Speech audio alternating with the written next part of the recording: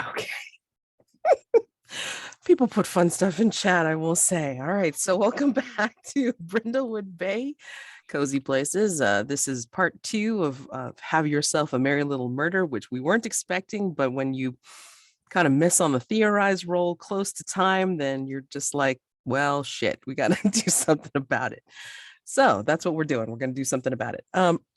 So I've reviewed the rules again, like I was supposed to, and it does say that if the Mavens do a miss on the Theorize, then they can use, they all can opt to use a mask. Not a mask, excuse me, a crown. Sorry, mixed up games here. You can opt to use a crown. Each one has to, excuse me, agree to take a crown, and that bumps up the roll by 1 tier. So instead of a miss, now they have a mixed result. So they could conceivably, do that, and they can, they can, their theory is correct, and then they can resolve, but there's going to be a little bit of complication or difficulty in doing so. Or they can just roll with the miss, literally, and we'll see what happens. We'll see how I react. Complication, we're all dead. No.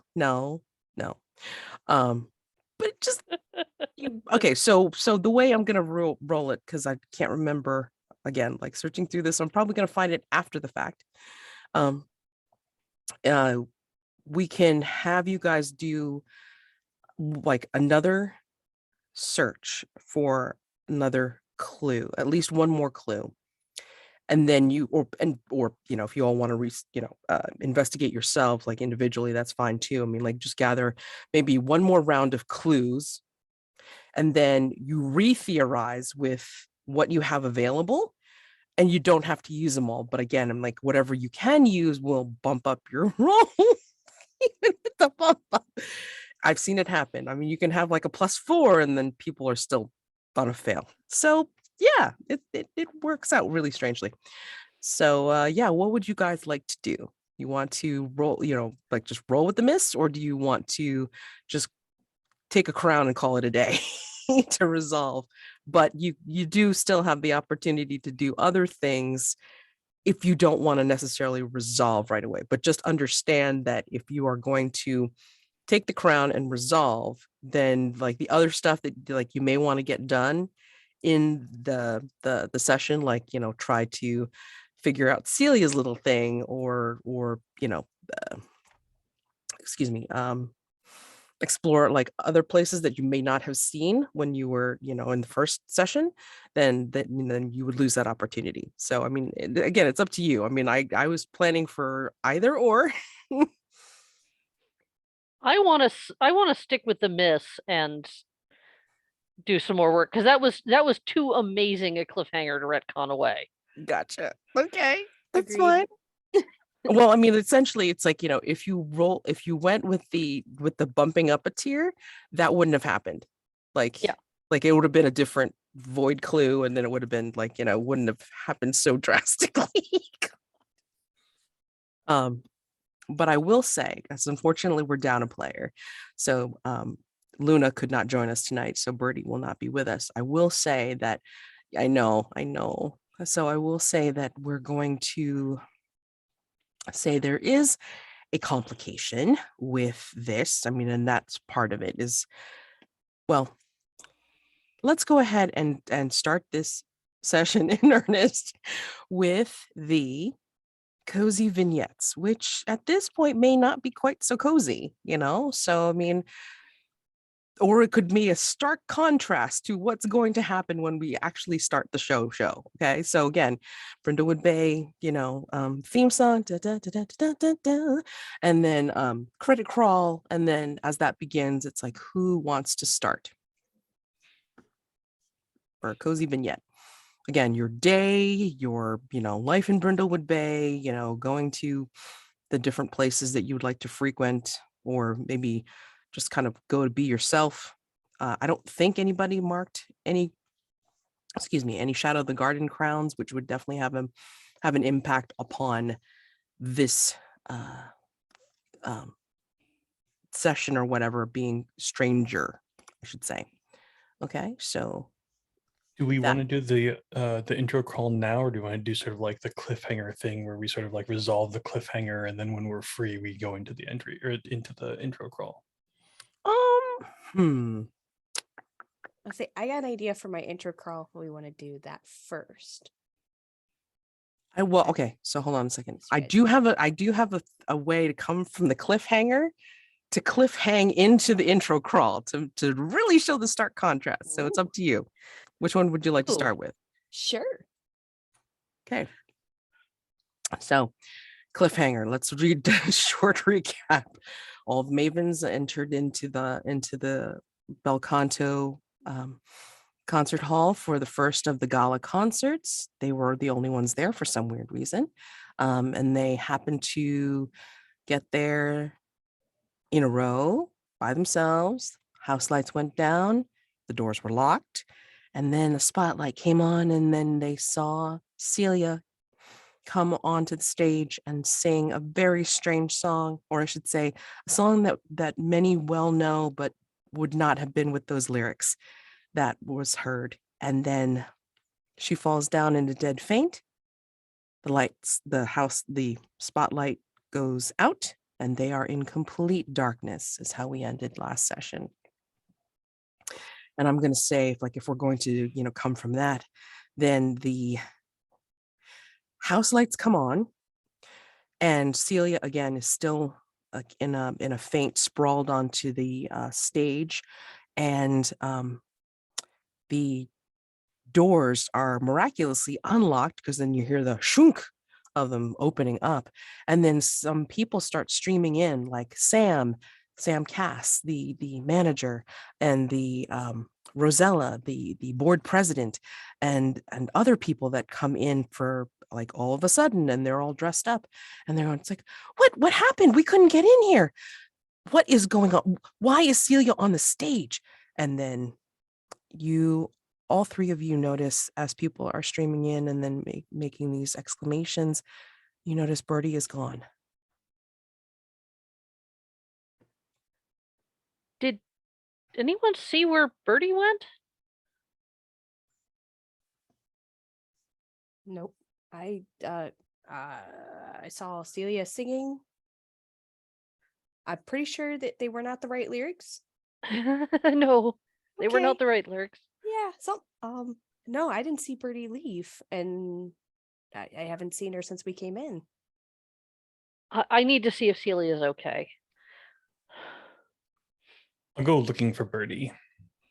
And then we cut to the credit crawl as like the camera pans up and out again through the ceiling of the concert hall, and then looks out along Brindlewood Bay. And again, the credit crawl, starts with theme music.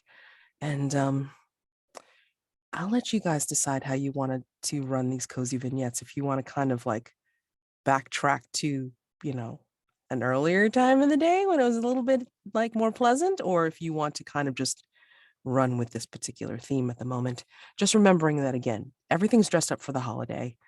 Lights are twinkling, it's nighttime, and maybe there are people that are streaming in and out of the concert hall, again, in expectation of all these activities that are going on. So however you want to start. An interesting idea for mine, if you guys want me Okay. to go first. Yeah. So the camera kind of pans back and it shows all of Brindlewood, and then it starts slowly kind of panning down to where my house is. My name I cannot remember at the moment because it's late, apparently. Effie. To where Effie's little house is, her cozy place. But it seems a little bit off as it like slowly pans in. And then you see the front door kind of open, and Effie kind of like, I step out and I'm looking around, and I kind of look over, and you notice that I'm actually like a model version of myself in like the model version of Brindlewood Bay. And as it like pans and follows my gaze, this like ominous snow globe is kind of peeking behind another building. And then it's cuts to whoever is next.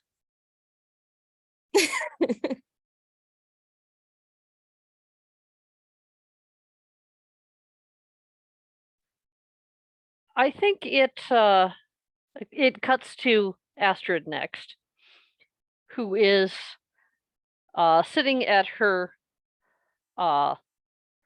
dressing table. She has a not a theatrical style dressing table with big lights all around the mirror, but a dressing table in her bedroom. Through the window, some snowflakes drift past, and you can see that it's already deep dusk. It's not quite dark yet, so she's presumably getting ready for the evening. And she's looking through her jewelry box, selecting just the right pin to go on her simple but elegant dark red dress. And in the background, there's music playing softly. It has been Handel's Messiah.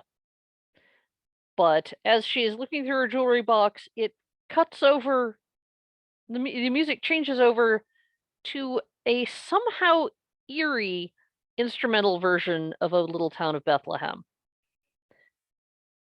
As she picks a gold pin with pearl beads in the shape of a sprig of mistletoe and pins it on.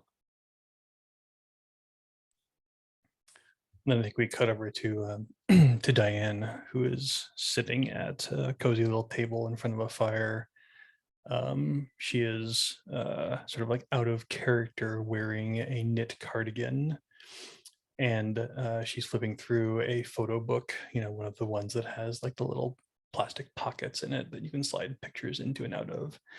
And she is picking up pictures and putting them into this book, and all of them are pictures of Birdie. And then as she closes the cover of the book, the front of it says, "They're murder mavens. We miss you, Birdie, Brindlewood Bay." And it zooms into that, and that's the intro screen.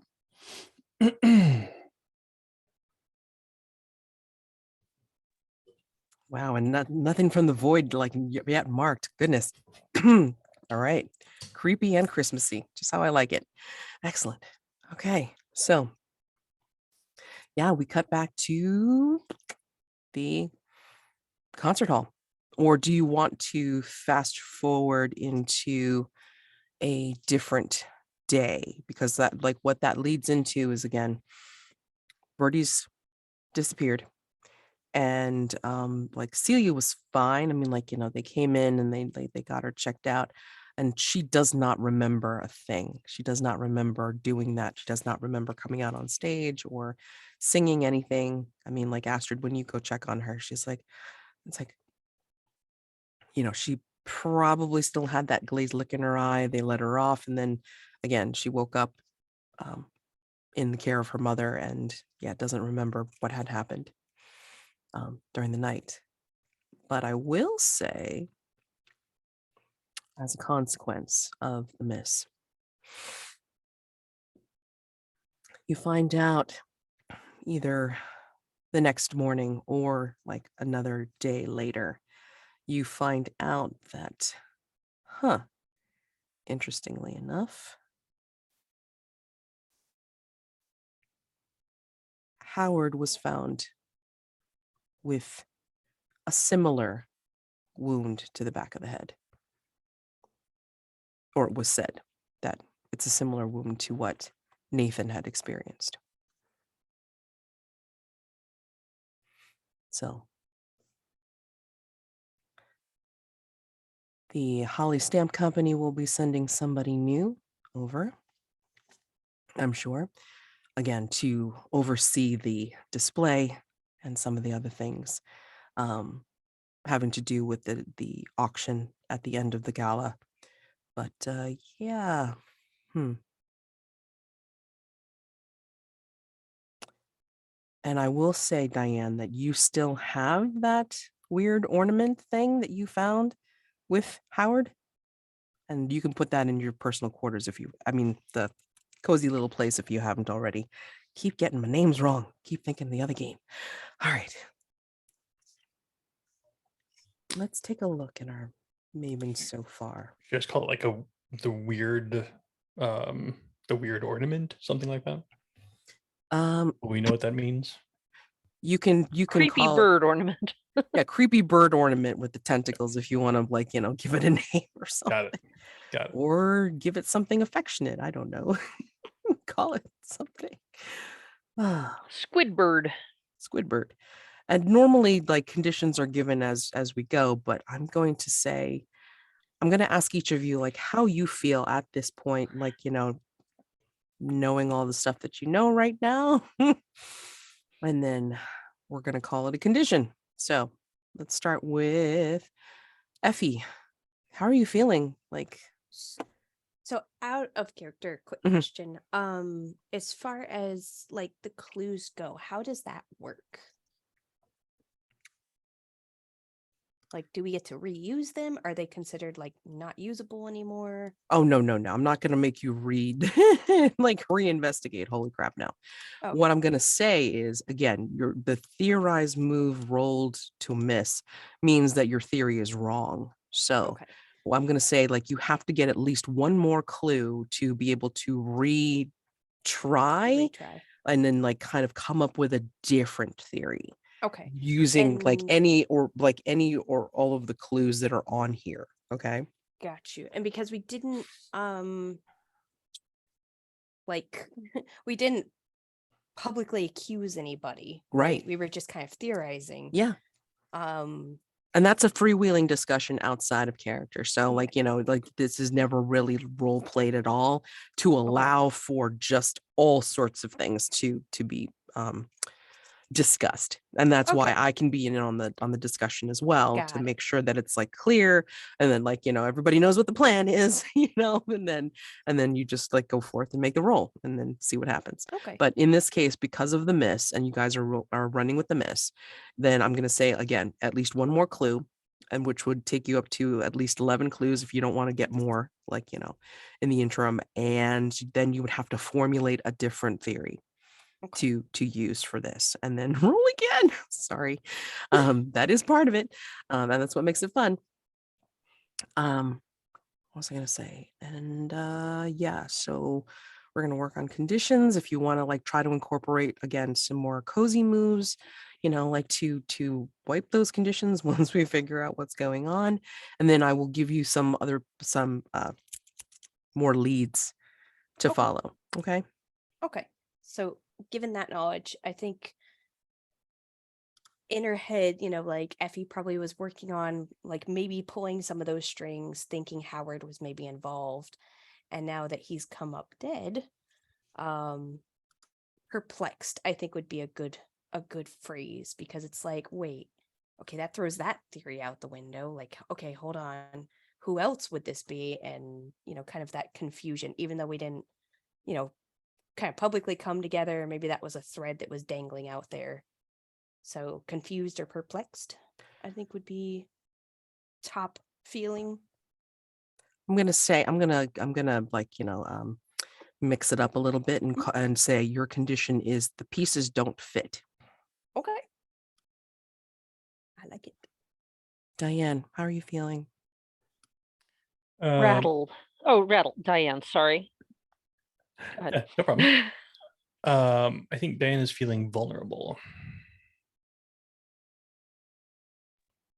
Specifically because Birdie turned up missing? I think because Birdie turned up missing, because things were basically going our way, and then we went into this place, and all of a sudden all of our safety and agency was taken from us, by something weird that happened.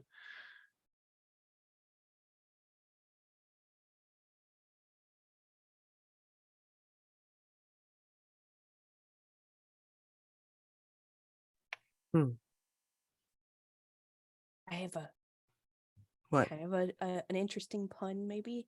Okay. Unwrapped. Like a gift, you're unwrapped. Ooh. All right.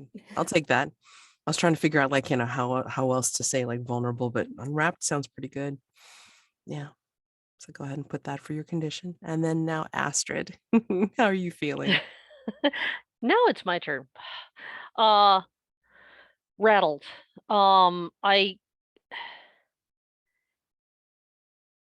It's less feeling personally unsafe and more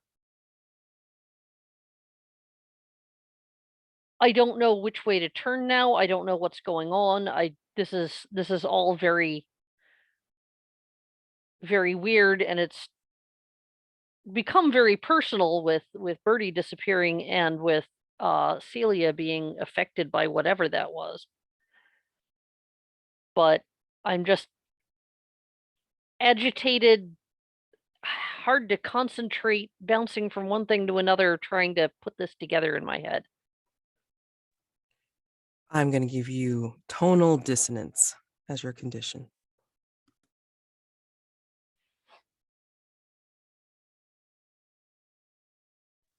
And with that, you guys can pair up. Obviously somebody might have to wait their turn. Maybe you want to do an investigation like while the vulnerable part is happening and then switch off. But yeah, I mean, you can do either of those things, investigate or pair up for vulnerable move and our cozy move. Sorry. Oh my gosh, I'm using so many different terms. Oh my gosh. Same thing though, same principles. So that's why I get confused. Yeah. So what would you guys like to do?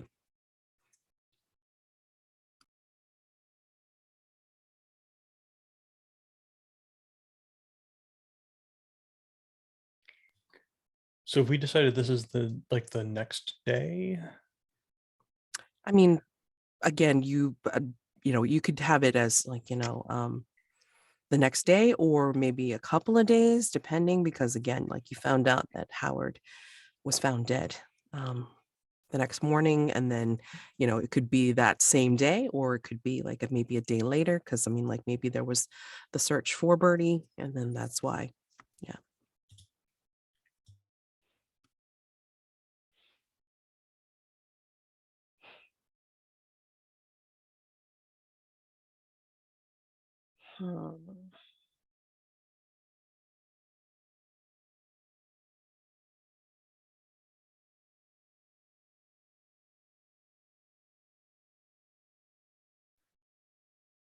One of us is probably going to have to be in 2 cozy scenes if we're gonna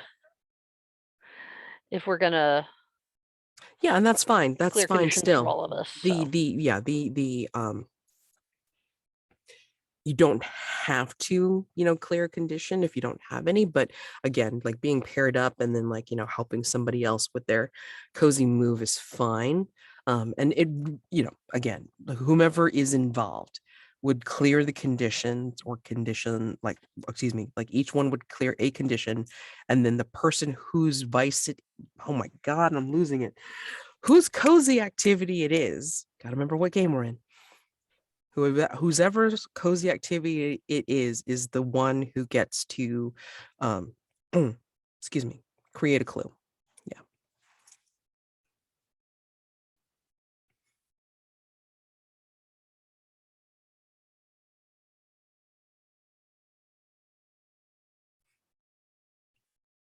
And yes, you can't really pair up equally, but I mean, Yeah.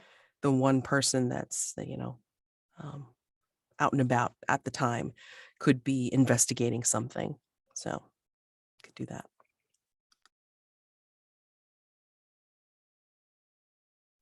I apologize. So let me give you places to investigate. You could conceivably talk to Celia. There is the Rest Your Head boarding house, which is next to the BelCanto concert hall.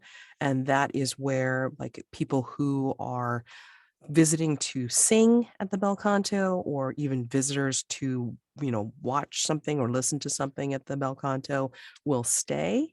I will say that Celia's ex-fiance is there. He's hoping to, get a chance to talk to her while she's here.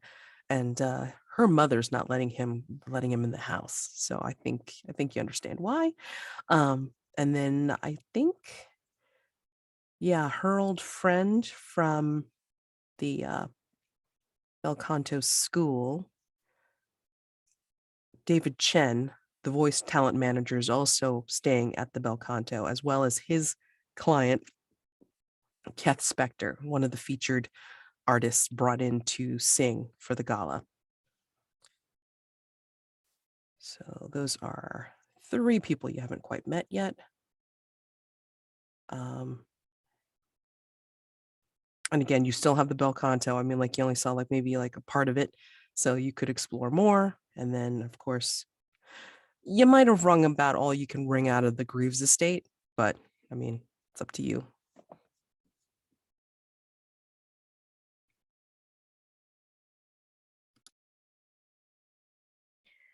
Well, if the 2 of you want to do a cozy move while I go track down David Chen, because I probably have at least faint acquaintance with him, and can maybe parlay that into some kind of useful something. Does that make sense? Sure. Yeah, sure. I'm also fine if you want to just split up and do some investigation instead of cozy moving right now. Be fine. Either way. Yeah, just be aware that with the condition, especially if it's apt for the situation, it could cause you to have disadvantage when you roll. So Right. just be aware of that. Well, I'm not rolling anyway, so Not for anything. I already said no. Not Goodness. happening. Oh, and I Mhm. think did I put the roller into the one intro? I don't remember now off the top of my head. No, did I? Fudge. I just searched for roller in our Discord. I can put a link to it if you want. Thank you. Yeah, I mean, it's like, yeah, roll funky dice is like usually what I advise, just cause. Yep, romantic There gold. we Okay, sorry. What would you like to do? I think that with Howard gone, we have a unique and small window of time where we can go and explore some places that might have been restricted by him. So I think Diane is like sitting in her place and she's sort of like bouncing this weird little bird tentacled ornament on her hand, and she's like, I'm gonna go find out what's going on with this. And so she's going to head over there and see if she can sneak in before somebody else comes in to take Howard's place. Perfect. Excellent. Effie, what are you doing? I might go over to that the rest your head and just kind of poke around, see if I can get any sort of information, like maybe try to follow like who might be after Howard to see if that could like start directing us down a path. Fair enough. Okay. Excuse me. And Astrid, what are you doing? I want to talk to David Chen, Okay. All right. which might start at the boarding house, but I'm less interested in the other residents of it at the moment, so I might also find him at the BelCanto or invite him out for coffee or something, so that Effie and I aren't treading on each other's toes. Yeah, I think you'll find that David, because of his old association with the BelCanto, I think you're gonna find that Sam has given him a touchdown space in one of the back rooms or the back offices of the BelCanto. So that won't be a problem. So if that's where you want to go, we can totally do that. I'm going to say, let's get you two at the BelCanto, like Diane over like in the back area where the auction items slash the just like back behind the scenes display stuff was being sorted. And then I'll have you, Astrid, talking with David. Like, Sam will probably direct you to where he's given him a space. And then I will have Effie over at the Rest Your Head afterwards. Okay. So, Diane, you were going to check out where you were before, basically, where you had to talk with Howard. Yeah. So, I'm going to say, if you get there early enough, I mean, again, there's always some sort of setup going on or what have you. But of course, the room with all of the boxes and all of the major auction items has been locked off. Maybe what you will be able to get into is the main room, which has like some spaces for tables.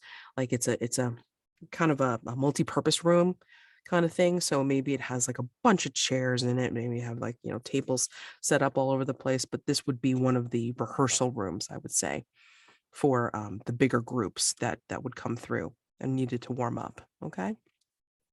So let's see. We went over the BelCanto, the details. Excuse me. Pardon. Okay. So, what specifically would you be trying to do in this room that you were in, helping Howard, I guess, or like talking with Howard, pretending to be Petra, by the way. So,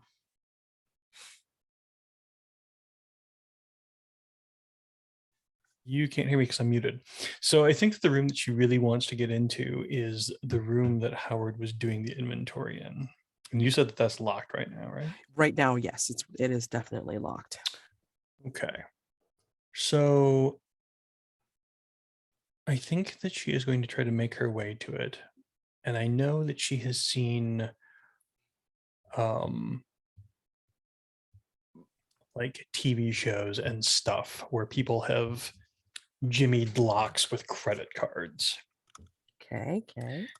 And she doesn't have a credit card on her, but she does have her library card. And here in Brindlewood Bay, those Mhm. library cards are not just paper, they're actually high quality plastic cardstock, Nice. suitable for this kind of, activity. Okay. So I think she's going to try to, like wait until sort of no one is around. Oh, handy for us indeed. I think she's going to try to wait until we take reading very seriously here in Brindlewood Bay. Thank you very much. She's going to wait until there's no one around, and then she is going to try to very inexpertly jimmy the lock. Oh yeah, that is definitely. But also too, like consider it this way, and I'm just going to make this suggestion because you have it there. Mhm. You do have carving whittling tools in your cozy little place. So I do, it's true. So Um, I'll accept that if you wanted to roll with advantage, okay? But let me see what you are going to roll with. Yeah, I'm gonna say composure because not only are you trying to be sneaky, but again, like this is something that you're kind of like not sure. You've seen it done, but you're not sure if you can do it. So I'm gonna say composure for this. Yeah, so 3d6, take the two highest with composure, please. that is if I want to use the If you want to use the carving whittling tools. carving wheel. I don't think I do. I think I'm just Okay. going to roll. Okay, so 2d6 plus composure.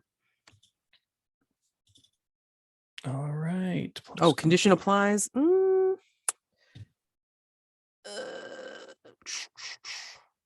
Yeah, I'm gonna say the condition applies because it's you're still feeling kind of like kind of sensitive at the moment, and not in the supernatural spooky way.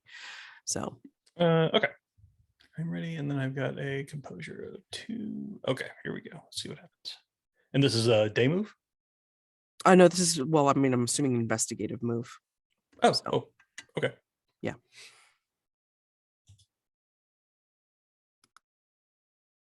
Uh, 6. No, sorry, 4. 5. Math is hard. 5. I'm taking the two lowest, right? Yeah, okay. Yeah, so it's 5. Okay. Still a miss. It We'll get back is. to you. Hold on a second. Okay. All right, hold on. 5. Investigate. Okay. All right. So Astrid, you are in a different part of the BelCanto. Yeah, Sam's up out and about as he usually is. He greets you kindly. With a friendly handshake and such. And yeah, I mean, like, you're asking about David, and it's just, oh yeah, we're very glad to see David again, of course. I mean, I don't know if you were here for that, but I mean, he and Celia had done these wonderful scenes. I mean, like, they brought in like some of the pop songs of the day, and they made them fit in these weird little scenes from movies. It was amazing. Did you ever hear them sing together? Just once, but it was memorable. Yes, it was absolutely great. But, he decided he wanted to get into arts administration and then managing. And then, well, I mean, like, now he's with Kath, who's, we'll just say she's a handful, but she's a lovely, wonderful sounding handful. It's great. But I have known many a lovely, wonderful sounding handful in my time. I can only imagine. I mean, like, your lofty career, like, with, well, I mean, like, they always do say it's like, with the prima donnas, right?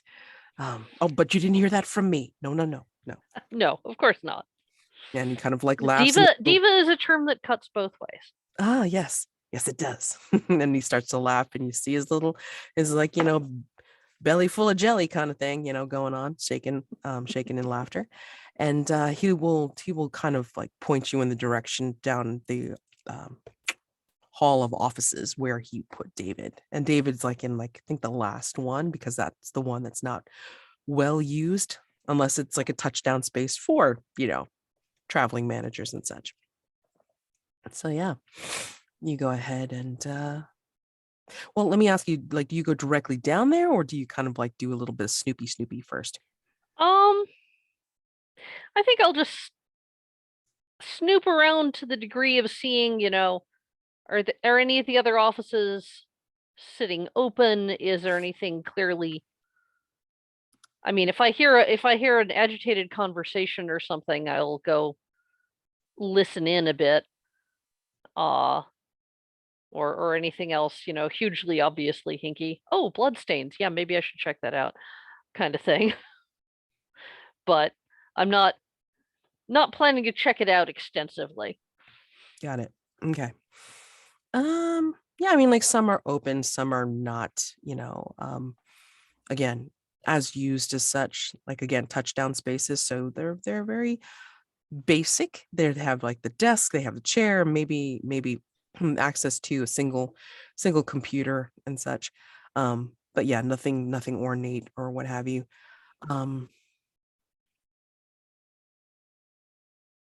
Do you want to roll for it now, or did you want to roll for when you were talking with David? I think when I'm talking with David.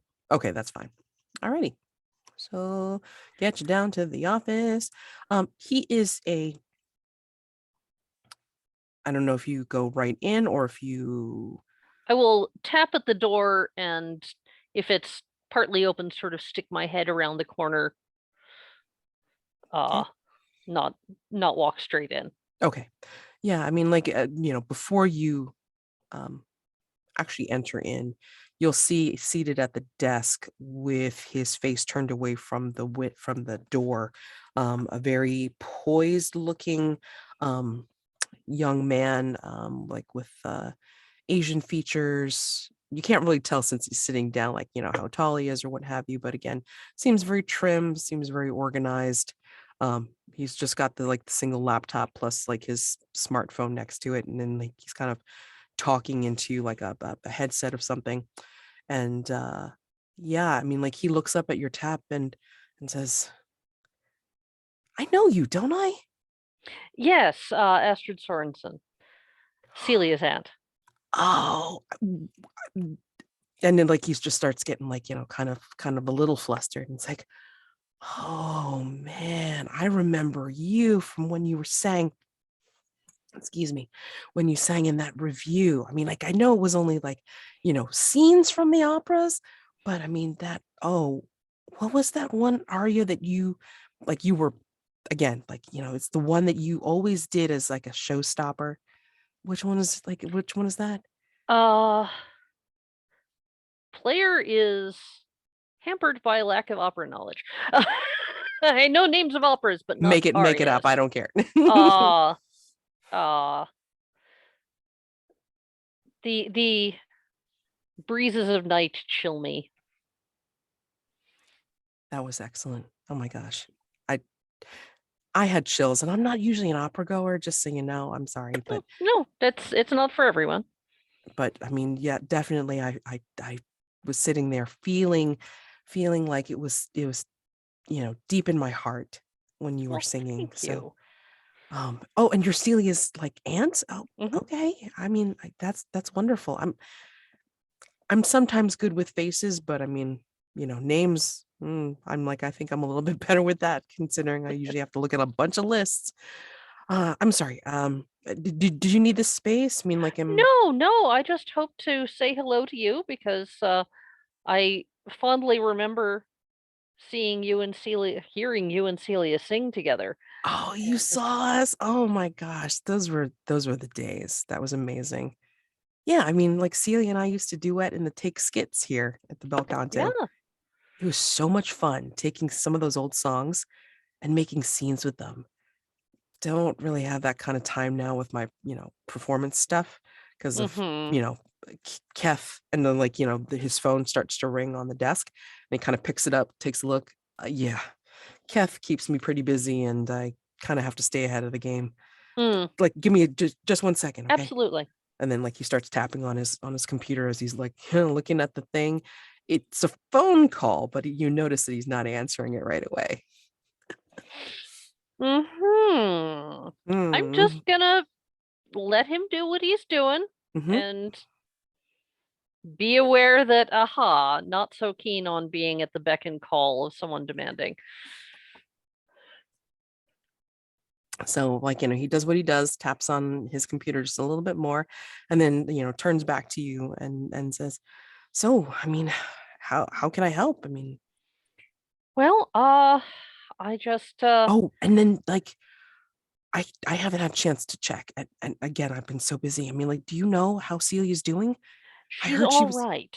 She collapsed, and we don't know why, okay. but she seems to be okay now. Okay. That's good. Uh, That's good. I saw her collapse, and so I was very What distressed. happened? I don't know. It was she came out on stage and she sang briefly. It was kind of nonsense and beautifully sung nonsense, and then she collapsed and she didn't remember any of it. I mean, I mean, she has been rabid about preserving her voice. Like when I like smoked a little weed, she got on my case about that. It's like, it's about saving your voice, she said. And it's it's true. like, It's I mean, true. she would not do anything that would, make her incapacitated. I wonder if someone else, I mean, it's not wholly unheard of, as you know, in high pressure performing arts situations for someone to try to undermine a rival by slipping a little something into their water bottle. It has happened. You think somebody did that to Celia?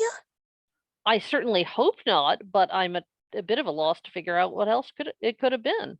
Huh. I mean, I hope they did like some sort of scan or something on her or whatever. Did they I take her to the I hospital? I believe they did.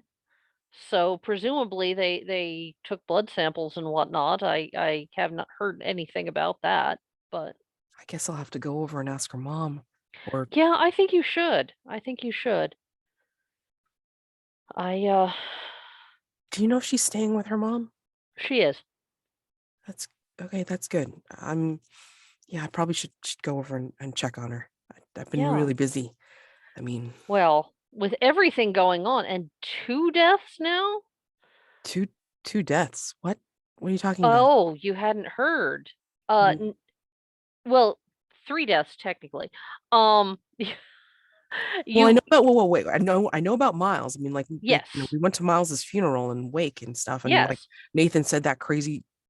Wait, Nathan was murdered. what? I And so was a representative of the Holly Stamp Corporation. Howard? Somebody decided to kill Howard. Hmm. What? What the hell is going on? I don't know. I feel like there must be something that Howard and Nathan had in common. Do you know of any, I don't know, business or personal connections between them? Or No, I mean, Nathan was like, I think within like, like kind of did stuff with it for his mom's business, but I mean, yeah, I don't really know him. I mean, like, again, if it doesn't have to do with like trying to herd meth cats, excuse me, my clients, then I really don't have any idea. I had no idea. Oh my gosh. That's horrible. yeah.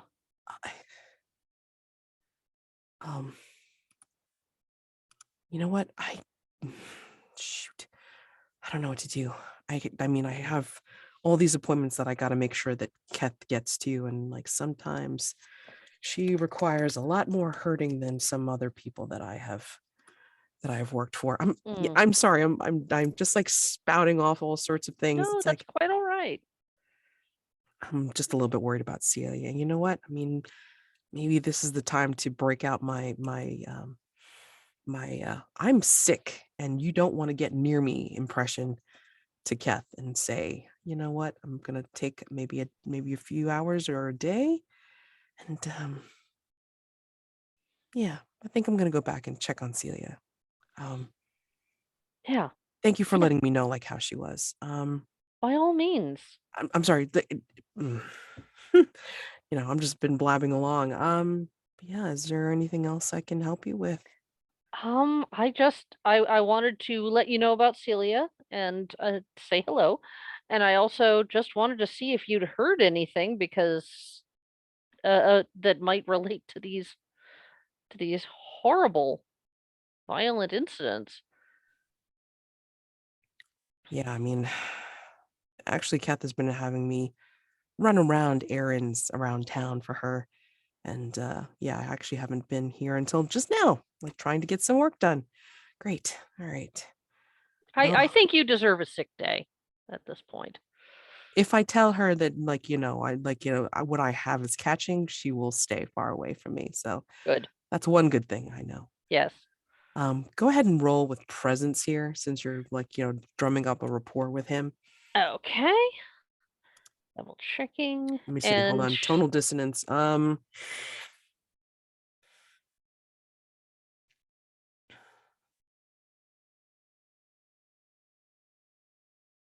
Yeah, I think that's because a lot of things are running through your head right now, and you're trying to figure out how all of it is like connected. I'm gonna say you are a bit affected by this, so roll with disadvantage, please. With Okay. presence, yeah. I am trying to add. Here we go.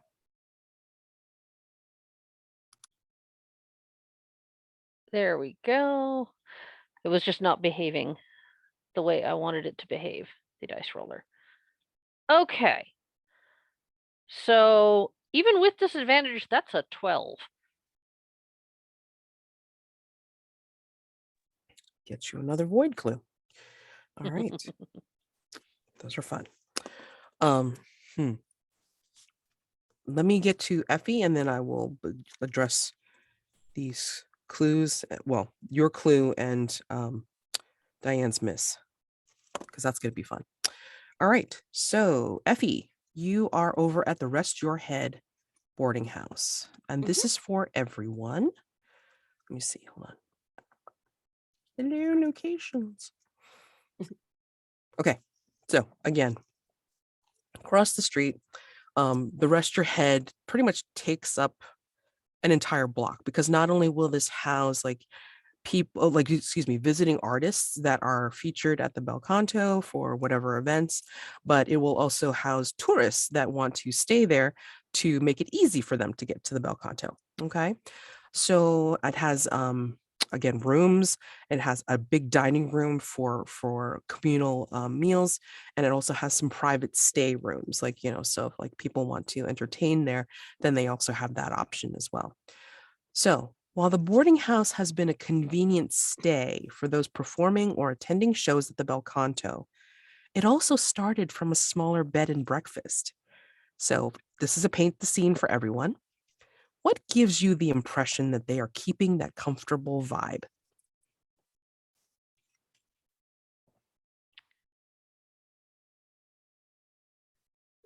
There's a shared lounge or living room. And all the furniture is nicely harmonious, but it's not like hotelishly all bought in the same style. It's harmonious. It's good quality and well kept. It's comfortable, but the pieces are very individual.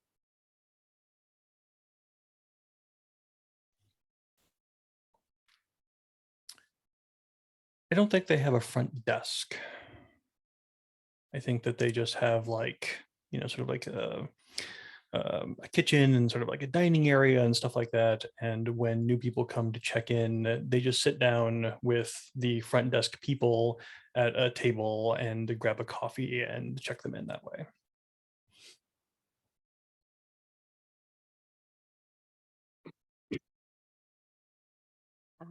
I'm gonna say they I don't know if you guys have stayed at Airbnbs, but some go like a little bit above and beyond, where in the morning there's like the basket with like the little like bags of like hot chocolate, and then there's like the bags of oatmeal. It's not like full continental breakfast, but it's not like, you know, you're on your own, and maybe there's like a couple extra little soaps in the bathroom, you know, just like the travel size. So there's like little touches like that around to make you feel like it's that in between like an Airbnb and a hotel. That's awesome. So, yeah, you see all of this, Effie, when you get into the Rest Your Head. And I don't know if you've had the opportunity to stop here before, or maybe you've had some guests from out of town like stay here. But I mean, this is the kind of comfort vibe that you get when you come into this boarding house. And so, you're welcomed in, or people like not really paying much attention. Although you do notice that, when you come into the shared lounge living room, there is a young man who is garnering bit of attention.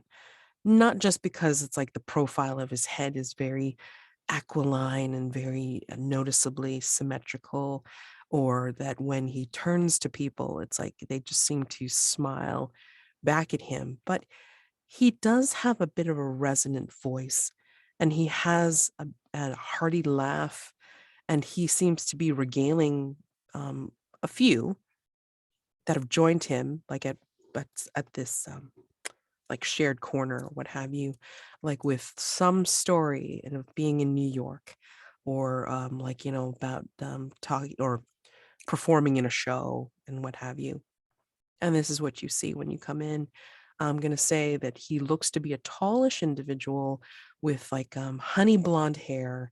And again, just like this handsome celebrity type countenance, although you may or may not even know who the hell he is. So, but, you know, um, when he kind of like, glances your way, you see a pair of very brilliant blue eyes. So probably kind of pause near the door, you know, close it quietly, and just sort of sit and listen to just to the chatter, like see what he's talking about. I want to kind of take survey of who is there. If I recognize anybody, I would say that probably Effie wouldn't know a lot of famous singers. I don't feel like that is something, unless it's, Frank Sinatra or somebody, she's gonna be like, I don't know who this is. Like that's not her shtick. So unless they have like one of the pamphlets, if there are pictures in the pamphlet, maybe she could pair it up, but otherwise, by face. Yeah, not at all. I mean, like, Chess normally wouldn't be caught dead, like, in a place like this, but he cannot resist having attention and does not like being ignored. Um, where he's trying to, maybe he sees like he didn't get like, maybe like an older person, like, that was like eating their breakfast quietly, like in the nearby nook by the window, and he's like trying to call them over and they're ignoring him completely. And he's kind of like, he gets like a frown on his handsome face, like, and he pouts. But I mean, he still has the attention of the people that are still surrounding him, and then like kind of giving them, like, he immediately like, flips back to them and like, starts regaling them with like a little bit more story. Yep. Okay. I think I would listen for just a moment, and then, you said how many rooms approximately does this place have? Well, it's fairly big, but again, built up from like, a smaller bed and breakfast. So they've just kind of added to it. Mhm. So the main rooms are of course upstairs, but there's like kind of like this great hall feel, like even in the shared lounge. So like imagine like this harmonious furniture that is in this place that not from the same sets and everything like that, and not like the hotel standard plush. Okay. It's more like little nooks that have been built, like, not only in the corner, but maybe in the center, like of a few chairs or like a couple of like easy chairs, like, kind of grouped together. So, I mean, it's like, it's got that fairly great hall, but yet cozy feel because there's so many of these little groupings here.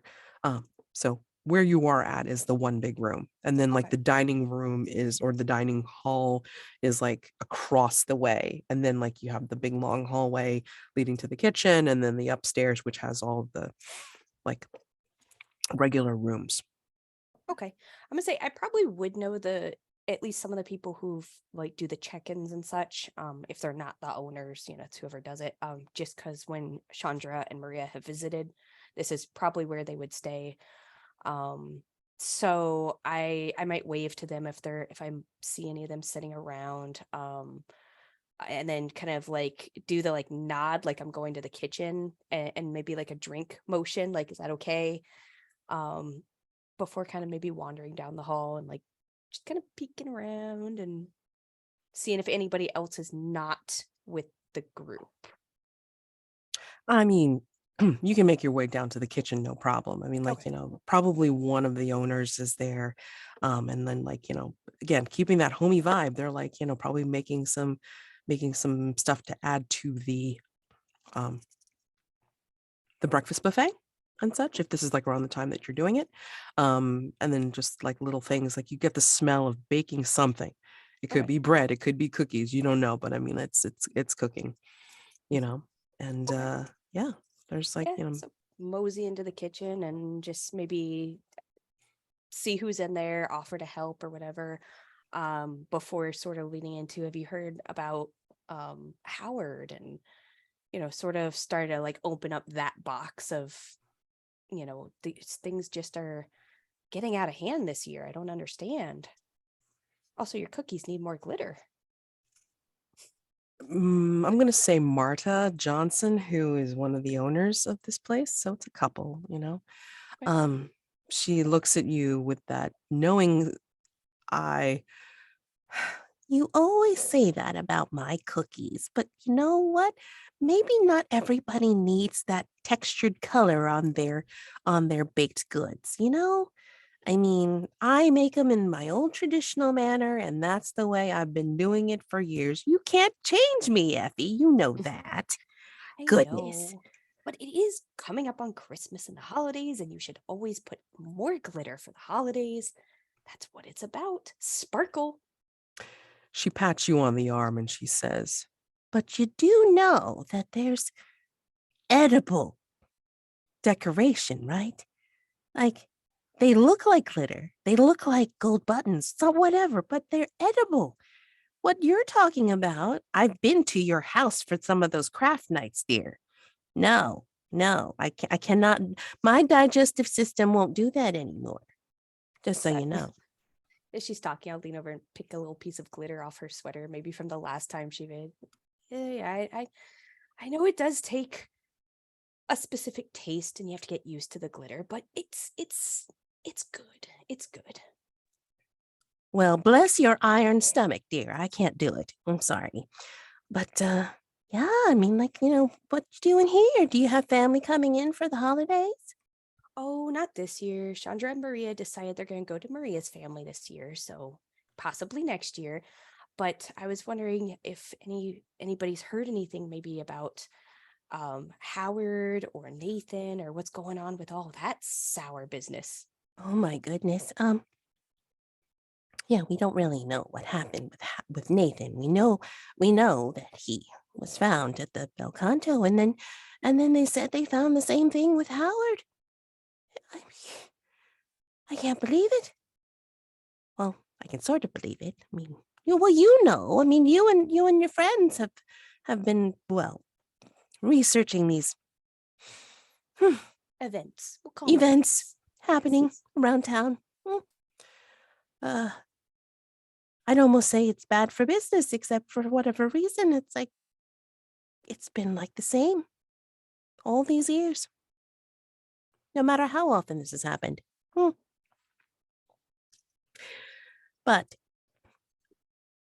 Howard was staying here, and I don't think there was anything. Who would have suspected? I mean, he's been running the gala auction and the gala display for several years now. I mean, I don't understand why. Like, why now? Why this year? I don't know, but that's what I'm kind of interested to find out, of course, because, there's more going on behind the scenes.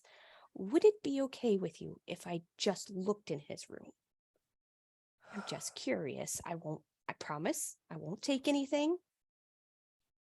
I just want to peek. I understand. If it was anybody else, I would say no. But because it's you, I'm going to say, oh, this key must have fallen out of my pocket. And then she takes something out of her apron and she slides it down the counter. I will, very nondescript, scoop up the key as I'm picking up a tray that has like maybe some beverages, and I'm going to start walking down the hall. And you said this drinks are going to which room? Oh, yes. I mean, some people need that little pick-me-up after their nightcap. Goodness. If they don't happen to answer down, like by room 105, then no biggie. All right. And then she kind of like waves you on. Thank you, dearie. And I'll just trundle down the hall with my little tray that has a couple of little drinks. When you get a chance, it's like maybe you want to take a look at the little washer over there. It's like it might need a little bit of tinkering if you don't mind. I could always do that for you. Thank you. And then going up to room 105. Okay. And I'm gonna say pretty reasonably uneventful. So like let's just call it like again composure. Okay. In this case. But hold on, let me see. Let me check your thing. Pieces don't fit. Pieces don't fit. Probably not.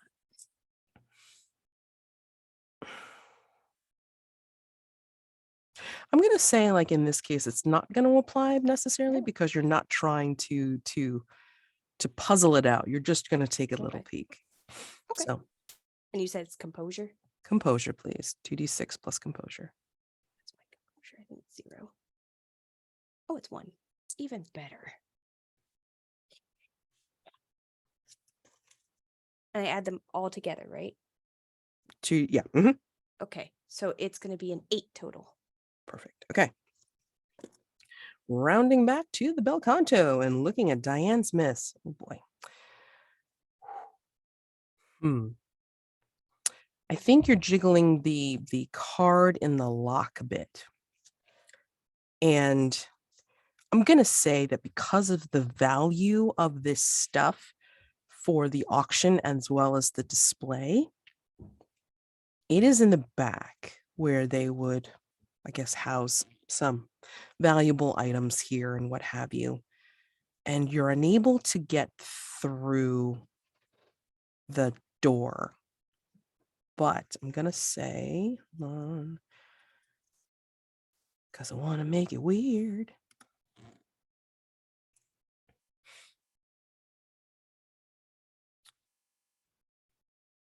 I'm going to say down this hallway, there's a few unused practice studios. And there are, like in some of them, like maybe a window. And you notice through the window of one of them that it's starting to rain a little bit outside. And from this practice studio, you notice that there is a guitar kind of thrown in the corner. Again, just disused. It's a little dusty. And it's got a crack in it, a very discernible crack in the guitar. But as you're watching, the cracked guitar starts to play.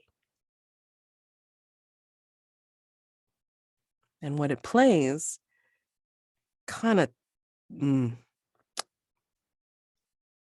tunelessly, but you could still recognize it because I mean, like it's just hasn't the guitar obviously hasn't been tuned in a while, and somehow you're able to hear this, even though the body's cracked. It's playing a tuneless version of "I'll Be Home for Christmas."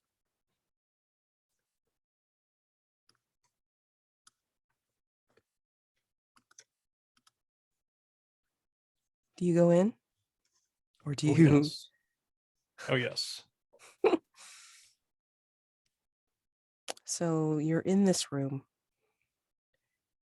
and again, you notice that it's raining outside, and it looks like the rain is getting harder and harder as it's going on, and you hear the of like the rain outside.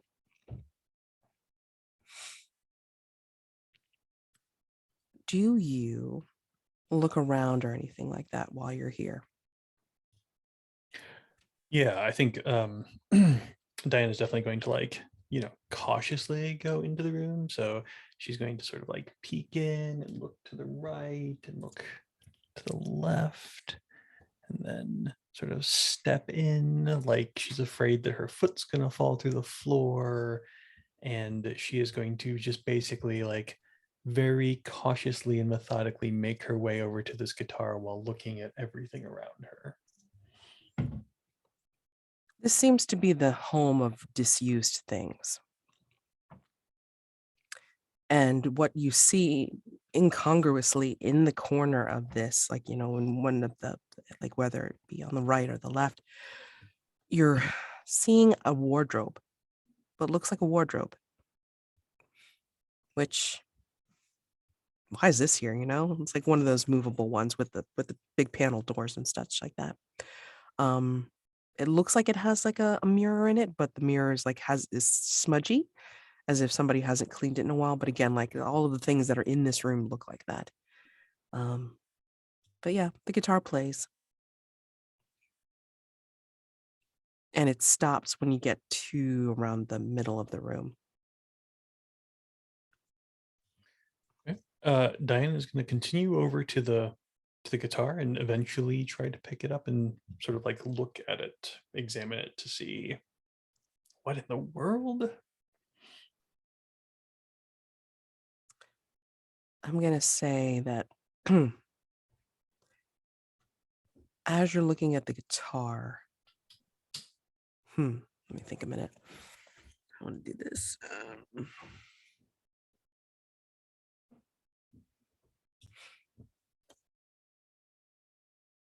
Night move.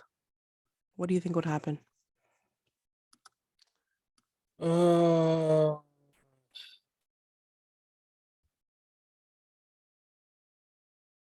Or what I should say, what do you think could What go am I wrong? afraid? Yeah, what am I afraid it will happen?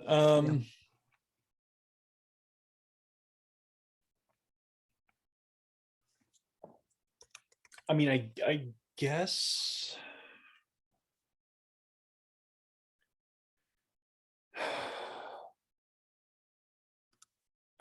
I guess if what I am trying to accomplish here is to figure out why this thing is, was making music, what I'm afraid will happen is I won't be able to figure out why it's making, like, there will be no rational answer for why it's making music. That's what I'm afraid will happen. Is it worse? Hold on, let me just make sure I got this right. Because sometimes, all right.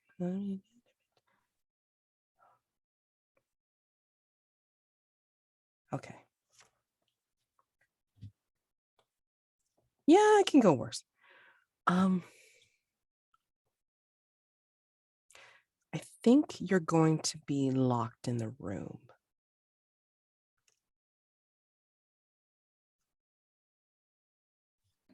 And you will hear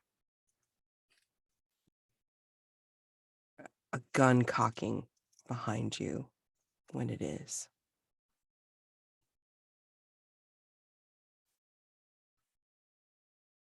So let's see how bad it's going to be. Sounds good. Let's do it. So roll on night move. What am I rolling with? Go ahead and roll with. Does composure make sense in trying to avoid a fear-based reaction? Yes. Okay. And then I presume I'm rolling with disadvantage because my disadvantage is directly tied to like my fear, right? Yeah, you're feeling vulnerable. Yep. Let's do it. Bam. Can't keep a good Maven down. 10. Nice. Okay, great. Okay. I mean, it's not an Astrid roll, but it's not too shabby. Not shabby at all. So I'm going to say here that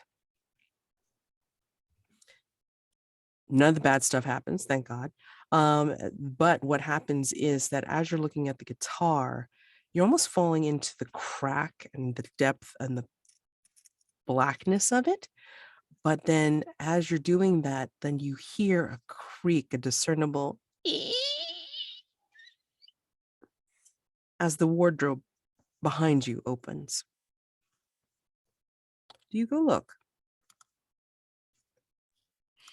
Oh, absolutely. I think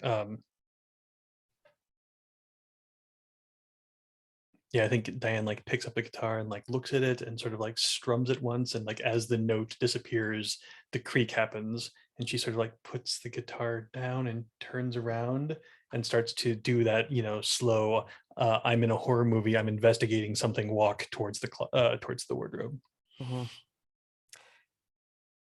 I'm gonna say that you're gonna get a clue on this one, just because.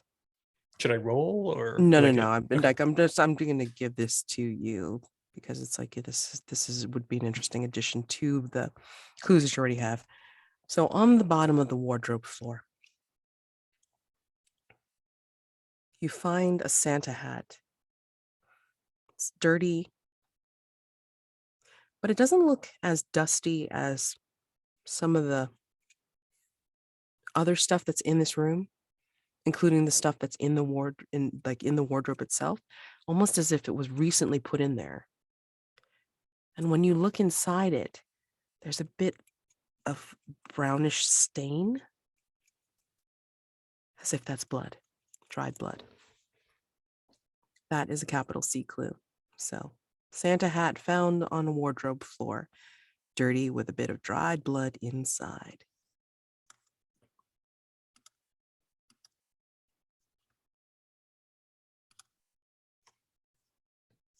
Okay. I think she's going to sort of like pick it up and sort of tuck it up against her chest and just look around.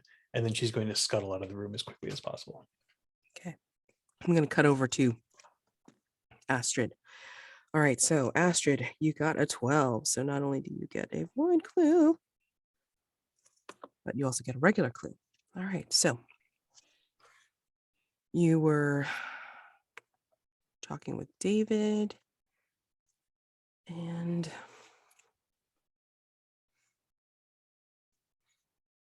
trying to see what makes the most sense. Goodness gracious.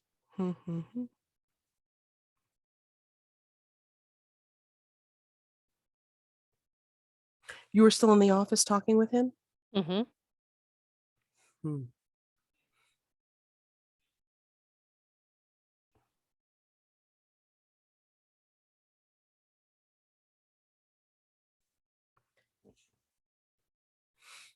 So as he's telling you, we're talking with you about like how busy he is and how he's going to go see Celia and stuff. He happens to mention an interesting little detail that was noticed at the BelCanto in the recent days.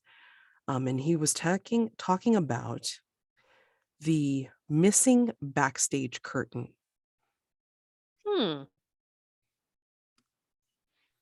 Yeah, I don't know, like, what had happened. I mean, like, some of the techs were wondering why they couldn't, like, do the shift like they normally do to make sure that, like, maybe the audience can't see the people coming from the side, especially for like the singing Nutcracker bit. I mean, like, there's that surprise that comes out, like, Right. towards You the want end. the wings blocked Mhm. until then. Exactly. But for whatever reason, I mean, like, they said that the one panel was missing. They don't know what happened to it. I mean, like, that's ridiculous, right? I mean, like, why the hell would anybody take the wing curtain? It's stupid.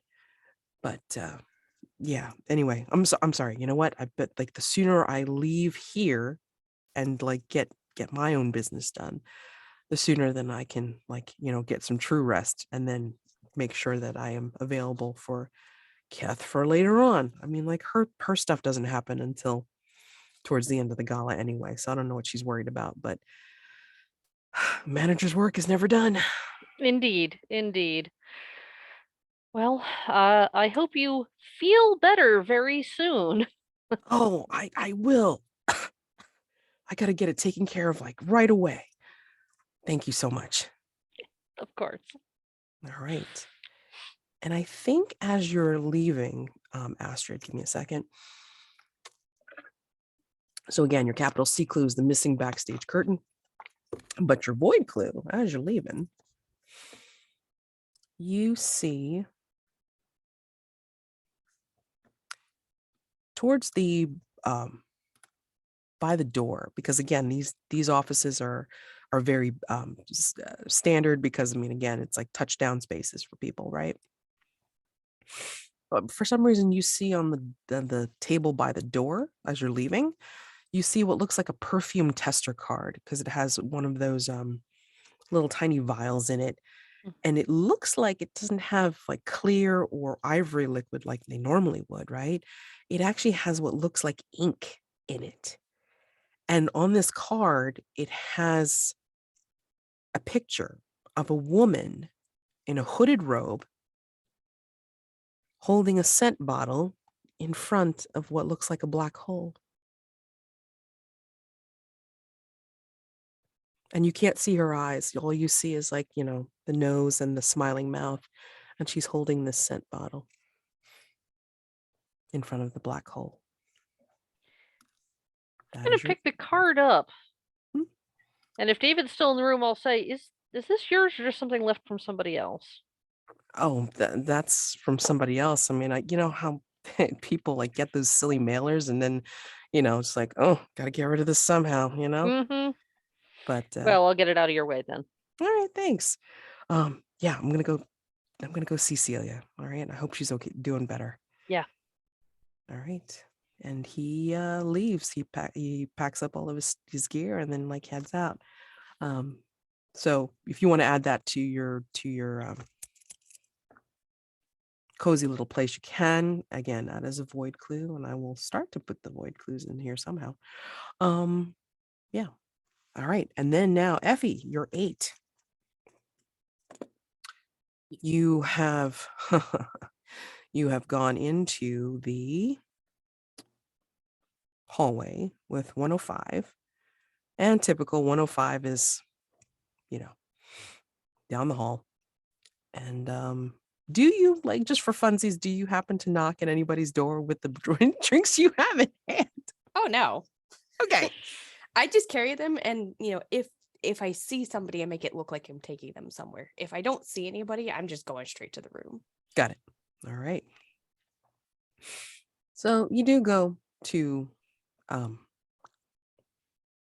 105, and it looks like Howard never left. I mean, like it's got his like soft suitcase there with clothes like neatly folded in that still. I mean, like nothing's put in the drawers. It's just like sitting in the suitcase, and then like the suitcase lid is open as if he's coming back.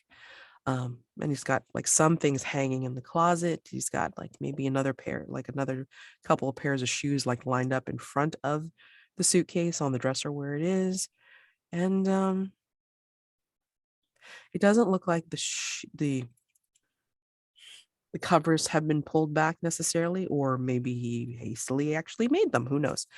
But yeah, I mean, like things look like they're in their place here. And for your 8, I'm gonna say you find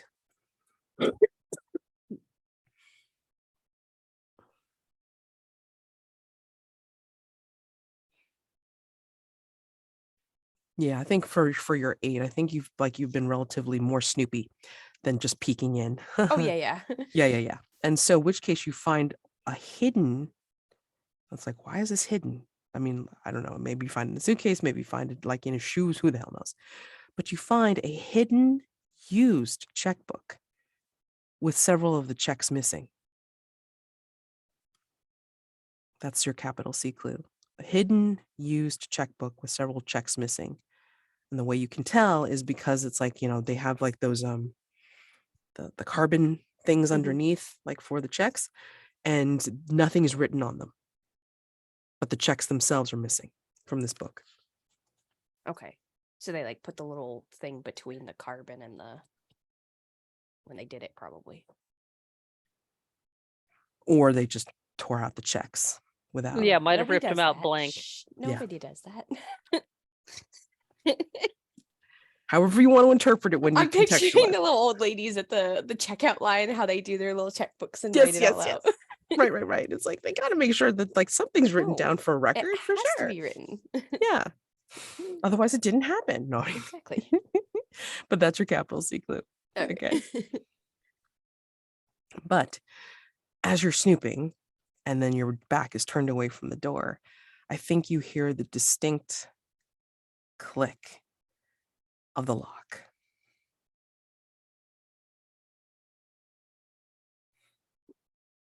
Yep. I mid shuffling through whatever I'm looking at, just Mhm. pause, like look over my shoulder, like who came in the room. Hopefully Martha. It wasn't Marta that locked you in the room. So nobody came in and then locked it. It was locked from the outside. Yes. Oh, okay, got it. That's odd. I have the key. I have questions. Is this on the first floor? Yeah, I'm gonna say first floor, like one Okay. like an American first floor, not like British first floor, which is like ground floor, and then you go to the first floor, which is for us second floor. But Okay. And is there like a window that I could just kind of oh yeah, do a quick peek out, like Mhm. see if there's anything shifty going on outside real quick? I'm gonna make a mention of this, so just so you know, Hmm. it's a clear night or clear afternoon, whatever time of day you're doing this. It is clear outside. Okay. So it's not raining. Okay. Correct. All right. Yeah, so peek out. All right. And I don't see anybody milling around outside. No, I mean there's the like call them like blinds or whatever like that, so you can kind of peek through them and such, but like still private to the outside, right? And then you just notice like the passerbys for this time of the day. You know, it's not that close. Like in other words, it's like there's like maybe like a little terrace set up to separate the boarding house from the rest of the street and the sidewalk.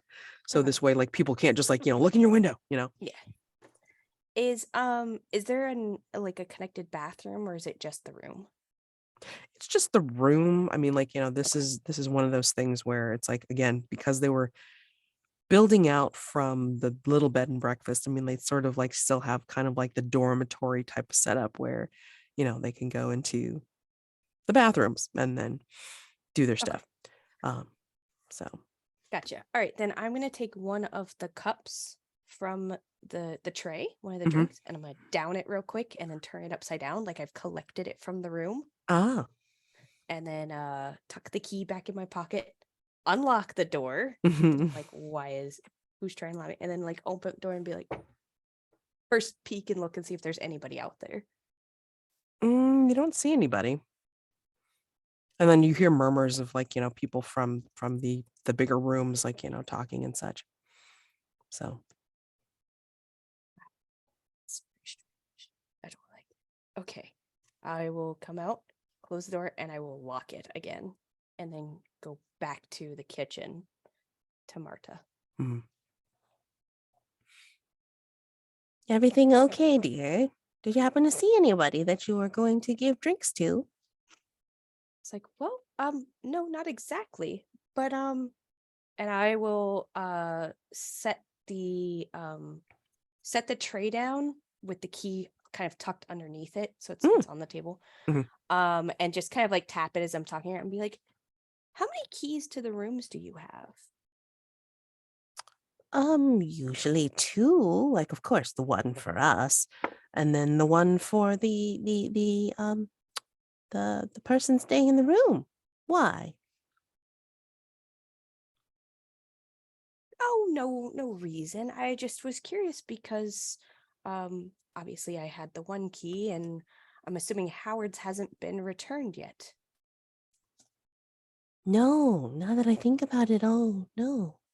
And I'll just kind of reach over and pat her hand and be like, "Don't worry, I'll make sure it gets returned. I'll speak to insert sheriff name here, whose name I can't remember." So Marta, Dalrymple. Dalrymple, yeah. I was gonna say Dimple something. Oh, that man couldn't. Well, anyway, I'm not going to say anything. But no, I mean, if you do find the other key, please make sure to give it back to Joy if you don't see me, okay? Of I mean, she's course. going to be very sensitive about losing keys. Oh my goodness. Oh, I would be too. Yes, absolutely. Oh no. So yes, if you happen to find it, I wonder if Sheriff Dalrymple does have it. Darn it. Well, I'll be sure to ask around and see if I can find out where the items on Howard's body have gotten to, and see if I can get it returned to you for sure. Thank you very much. Oh goodness. I mean, and the thing is, I mean, why would it go missing? Because I mean, we may have to change the locks, won't we? Oof. Oh, so she's like contemplating that and like making a grimaced face. So yeah. Like, lock me in rooms. What are these people with locked doors? Come on. Yeah. Okay. All right. So you guys have 3 clues added to the list, I believe. Yep. That's right. That leaves you with 13 clues to play I like with. the way you said. Yep, that's right. Yeah. Well, no, I was just making sure it's like everything was like recorded. I didn't record No, like all the other stuff, but yeah, it's great. Oh, and then just so you guys know, the song, the singing of sinister lyrics to a holiday song is one of the void clues. So that little cliffhanger did happen last time, and that belongs in the void clues, just in case you wanted to know. Okay. Okay. So We are stacking up the void clues. Yeah. So my question to you is, you have the opportunity now with 13 clues on the board. You can enact some, like we're going to take a 10-minute break. You have the ability to enact some cozy moves if you want, and or we can hit the freewheeling discussion phase of this to try to theorize again, in that 10 minutes to come up with a theory that works, you think, and then somebody roll for the move, and hopefully it's higher. And then we also have some crowns that I think needed to be narrated. So like we can do that in that interlude as well. So again, possibly cozy moves, theorize, or crowns. I mean, because I think I'm trying to remember now. Did somebody enact the crown of the ghost of Christmas past before the theorize last time? Yes, I think so. Okay.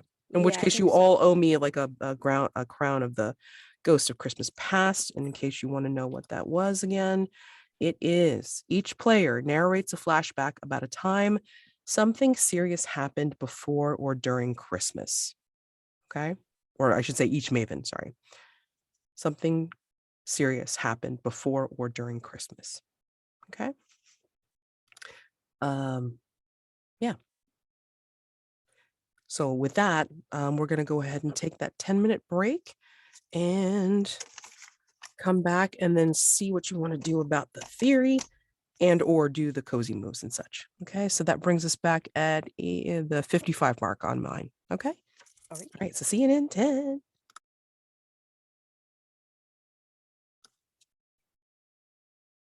All right, so I think the recording is capturing this as well. I mean, I've pulled up a whiteboard function of Zoom, yay.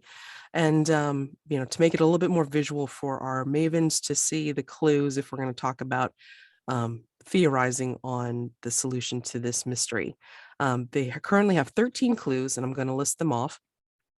And this is really only a complexity 7 mystery, but because of the of last time, it's like, they wanted to get more clues to try to create a different theory. Okay. So the clues as they stand so far are sheet music, I'll Be Home for Christmas with the last page missing, the draft of a gala program with a key name missing, expired heart meds half full, the label with the name torn off, a missing plaque in the honors hall, the broken holly stamp limited edition collectible, argument heard something about a buyout offer, a scratched flip phone with dad and mom as the sole contacts in the phone itself, an amateur songbook missing Baby It's Cold Outside, missing family photos in a family album, family gossip about illegitimacy, a dirty Santa hat with blood stain inside, one panel of a wing curtain, backstage curtain is missing, and a hidden used checkbook with some blank checks missing. Okay. So yeah, those are our 13 clues. Now it's up to you guys to figure out how you want to try to put them together. I will help as best as I can, but even I'm kind of like, Do you want to do the cozy moves first? yeah, I mean, if you want to go ahead and do that, I'll like take it off of sharing, and then we'll go back to the whiteboard when you want to decide to do the somebody put on murder board. Mhm. That's not quite a joke though, because if you have backed Brindlewood Bay as the Kickstarter, I mean, there is the offer of having the Roll20 murder board available to you as part of the certain tiers of the package that you may have kickstarted, and I think at a discounted rate if you got a lower tier or as an add-on. Okay, so that's kind of a neat little function that they have available to you. If you've missed the Kickstarter, I know that they will have stuff available afterwards, but then again, it's like I believe with some of the tiers, the Roll20 murder board has been included in the package. All right, I have a so procedural mechanical question. yeah, go ahead. Does do conditions affect the theorize roll? Not at all. Okay, I thought You not.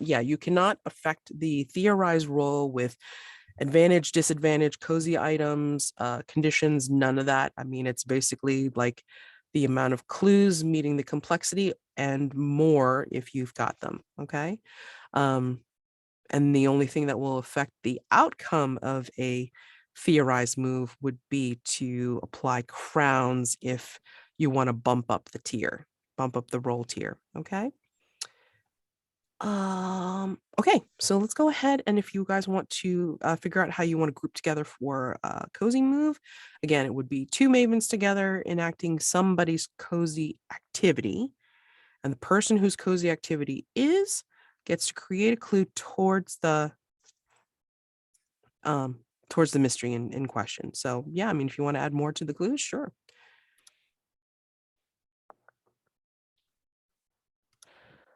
I didn't know if you guys wanted to actually do them or not. I know we. A cozy move sounds like a good idea. At the same time, we're kind of drowning in clues. So Yeah, like we don't need the clues.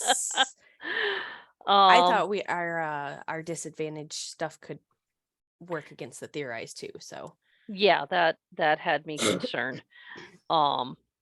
But that is not the case, so don't worry about that part. Okay. So I mean, well, again, it also depends on like how many clues you can incorporate into your theory. I mean, like, again, that's you true. need Some of those may be red herrings.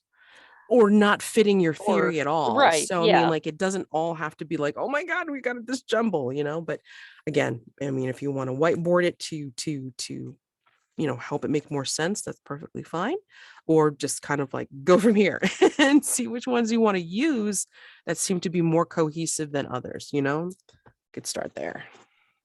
Right. Well, we might as well theorize, I think. sure, let's go for the Theorize. Yeah. Calling it now. You two are rolling, not me. I'm not doing it. Okay. I hope I haven't used all my dice luck.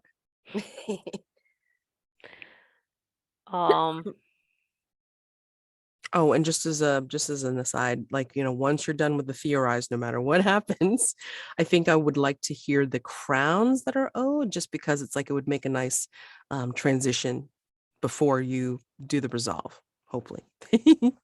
Yeah. I mean, Okay. you could conceivably start by picking the clues that seem to be more cohesive than others, and then formulating your theory from that. Yeah. You want to bring up the board real quick? Yeah, absolutely. I mean, like, please feel free, and like, I might just put the clues all on the board. So we yeah, can yeah, no, shuffle go, 'em yeah, around, let's see see. if Let's that go ahead. helps. That's a Show good up. idea. Yep, absolutely. And I didn't title that. That was weird. I wonder why. Okay, open and collaborate. Okay, go ahead. The murders.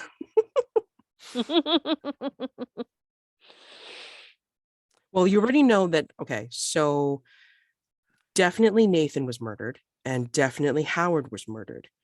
Yeah, And maybe Miles. maybe Miles. Yeah, so that's a maybe, because like you have no way of confirming or denying at this point whether that has really anything to do with it. Right. It could be coincidence of timing, could be part of the same plot.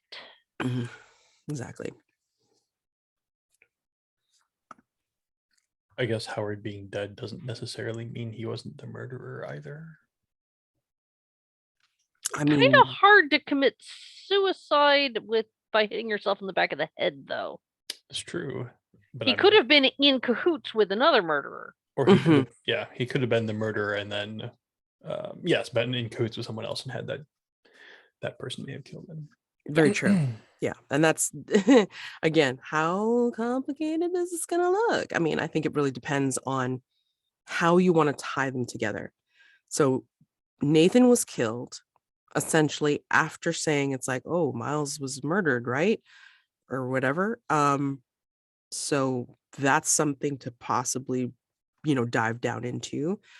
Or you could say, Nathan sounded like he could be close to something, and so therefore, just to be sure, then Nathan was murdered.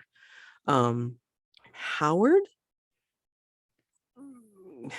again, somebody could just as easily have thought, oh, wait, Howard's being interviewed or Howard's being talked to too close. So Howard's got to go, that sort of thing. And then again, it just depends on like how much you, or I should say, which clues you want to tie into both or either to be able to bring these theories together.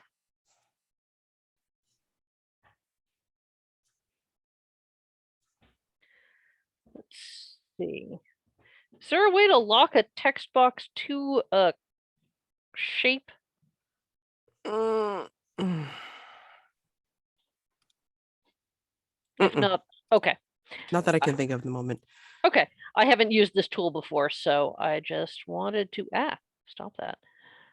I guess it looks like, Rachel's using the Okay, sticky Post-it. notes. Sticky notes makes sense. Yeah.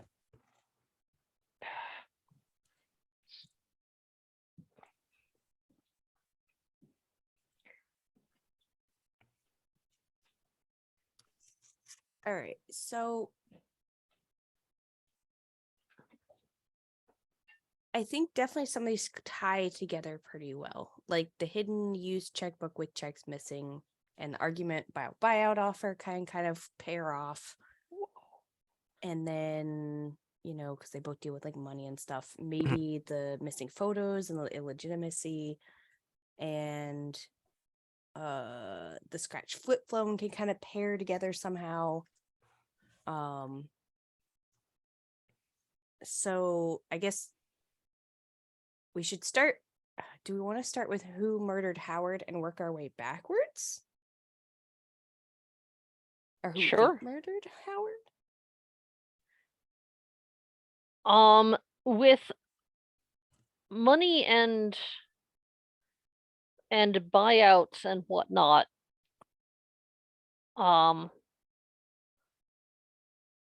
sort of wondering about Rosella. That's what I was wondering.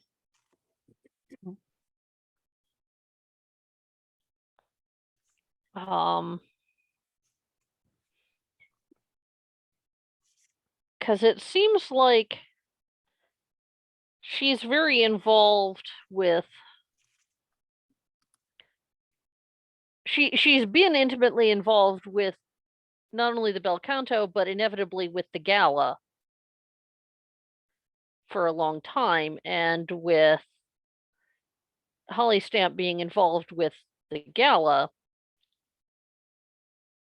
that means she could be connected to both halves of things, the Greaves family and Holly Stamp. I will at least read you the beginning of her description, which is imperious, rich, and critical, self-proclaimed patron of the arts and protective of the brand identity and reputation of the BelCanto. Yeah. Mm-hmm.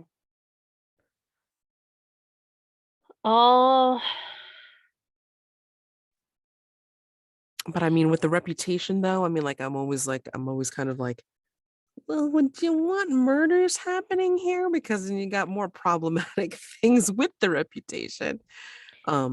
Even though they may have nothing to do with the actual place, you know what I mean? But I mean, like, maybe the association. People are gonna say, isn't that the place where, yeah.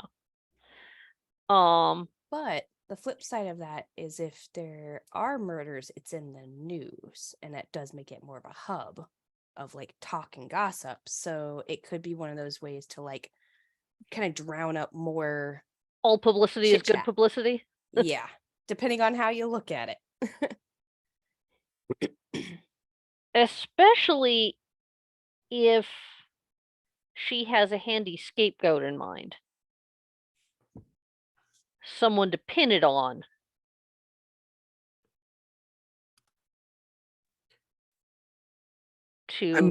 I would have thought that would have been like maybe Howard, because I mean, like, maybe you guys were, I mean, again, if you were going to go with the original theory, which was like, pinning it on Winston, and then, like Howard was an accessory or an accomplice.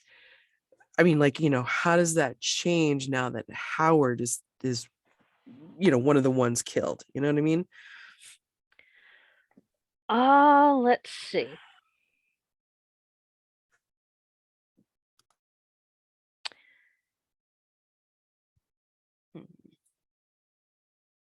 Okay, how does this sound?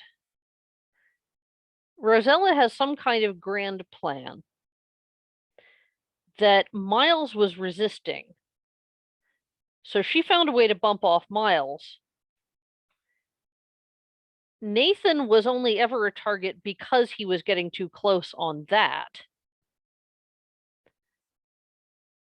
But the only murder she planned beyond Miles was Howard. He was always a target because in some way her vision for the BelCanto didn't fit what Miles wanted. She thought that Winston would be more manipulable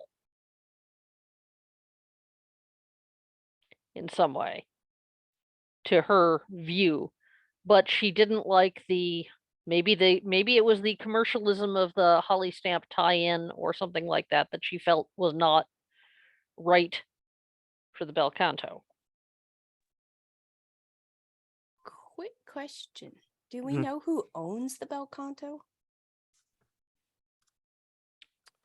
Now that Miles has passed away, not yet. I mean, Okay. Howard but it or was his. Winston was assuming that he would inherit, I believe, correct. Okay. but we haven't verified whether that's the case. Right.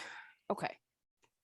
But prior to Miles's death, he was the quote unquote owner. Yes. Yes. Okay. Mhm.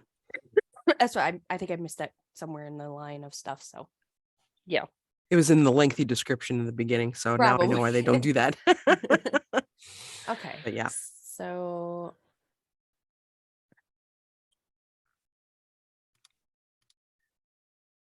I mean, could have Rosella to tie in like the buyout, could Rosella have been maybe trying to, because she's a board president right now, because she'd been trying to buy it out to have maybe more freedom over what sort of performances she could bring in. Yeah. So Yeah, I think there was that's still that piece.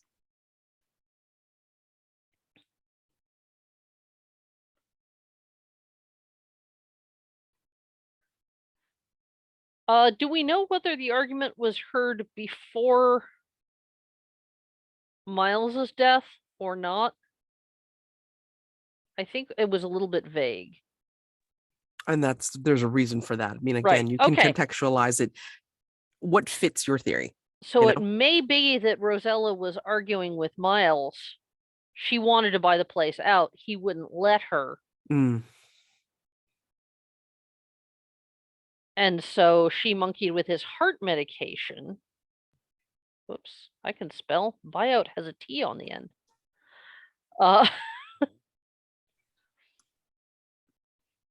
It's with an accent. Bayou.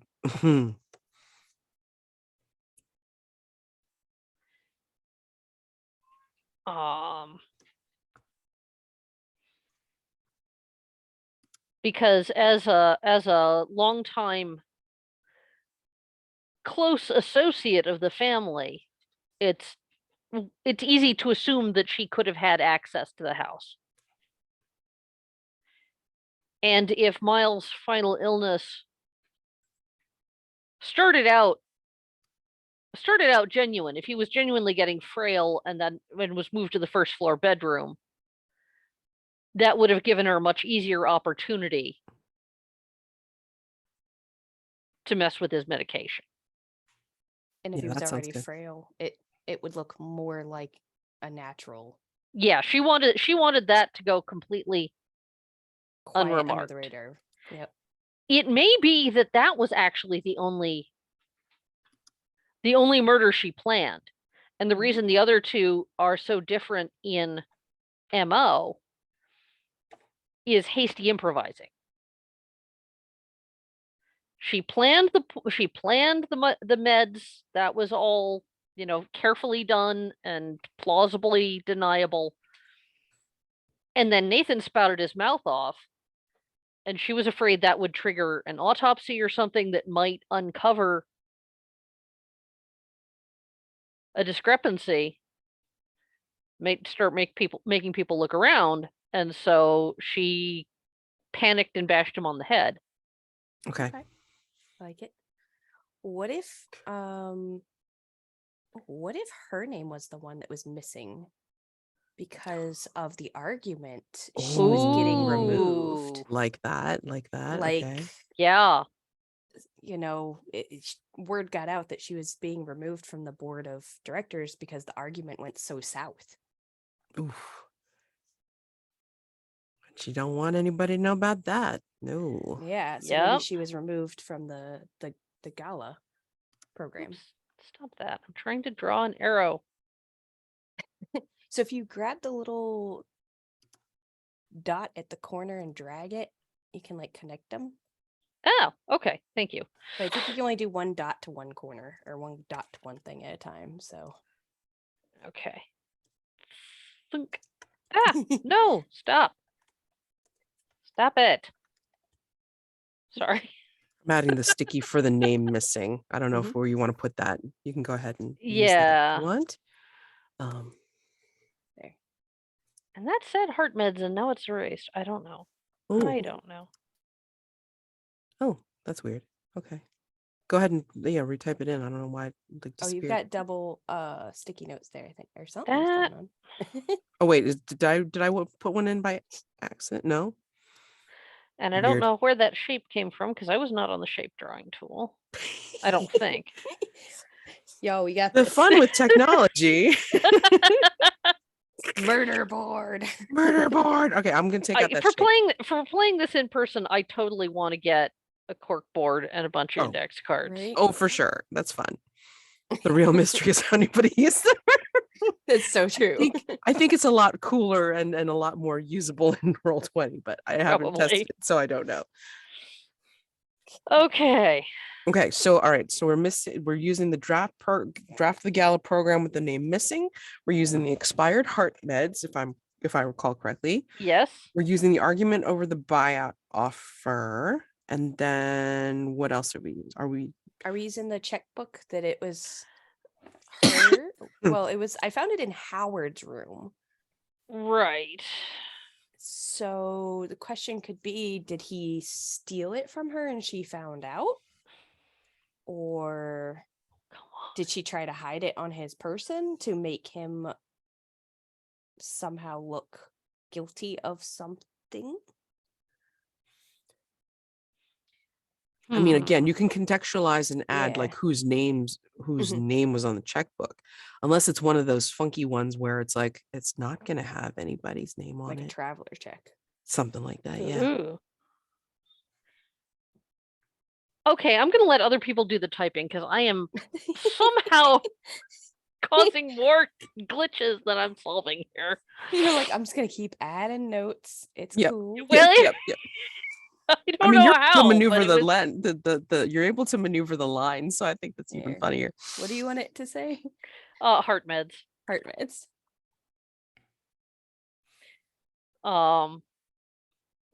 Okay, so what else goes in here? Let's see.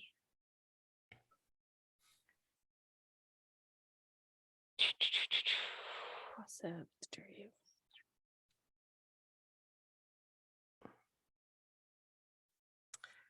These. Oh, I have something. Oh, go ahead. I mean, this is just, you can choose to go down this rabbit hole or not, but what about that family gossip about illegitimacy? What if Rosella is only like really rich because of her connection to, or whoever she's married to or whatever, but her real connection is somehow she is tied to the Miles. Greaves's family. Miles's daughter, even. Maybe. Yeah. Mm.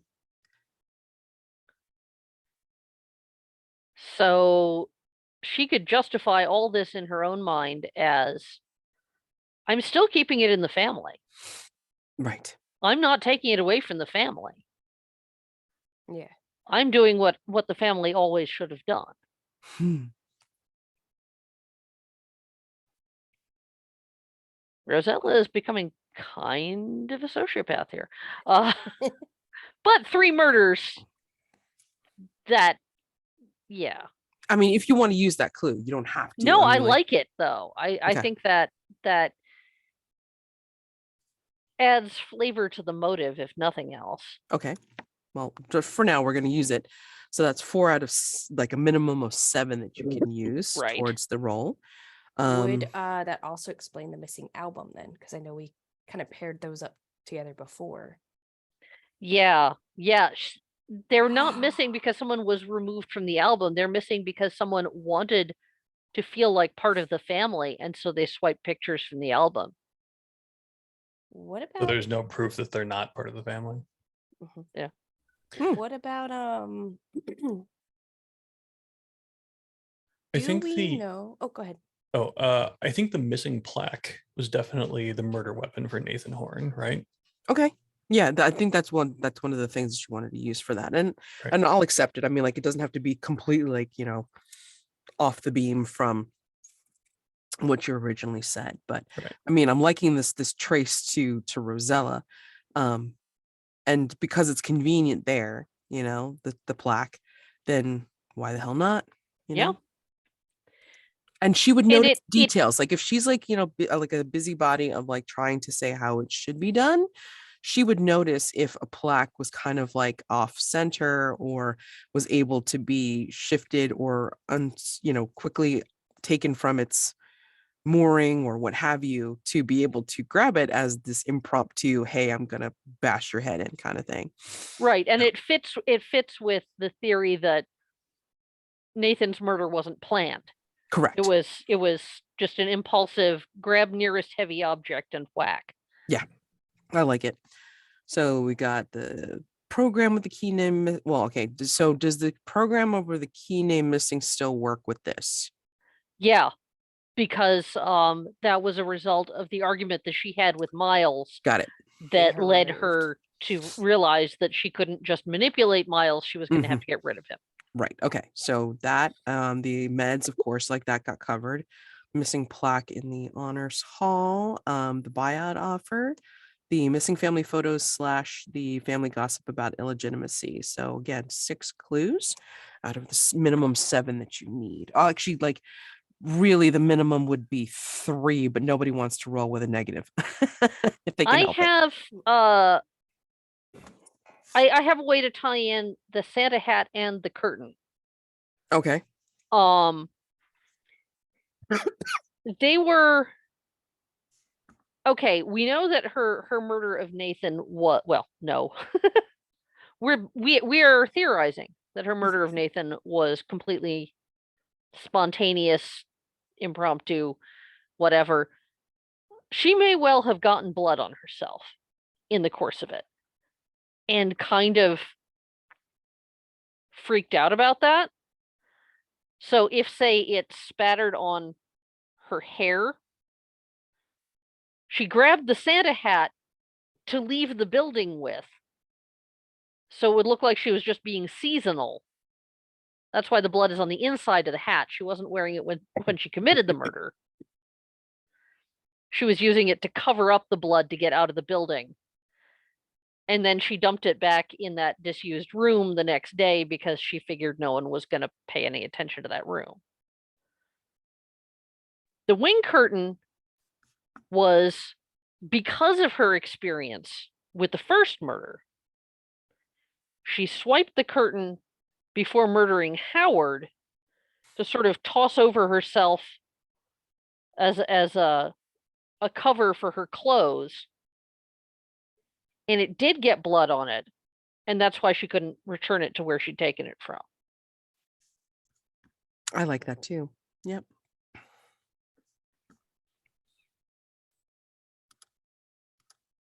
One, 2, 3, 4, 5, 6, 7. We can do better. Pluses So- always help. Yeah. I will be fair, and I will note that we have the program listed twice. Oh, where? But name missing from gala program and program with missing name are the same thing. Where do I see that? Yeah, I don't see.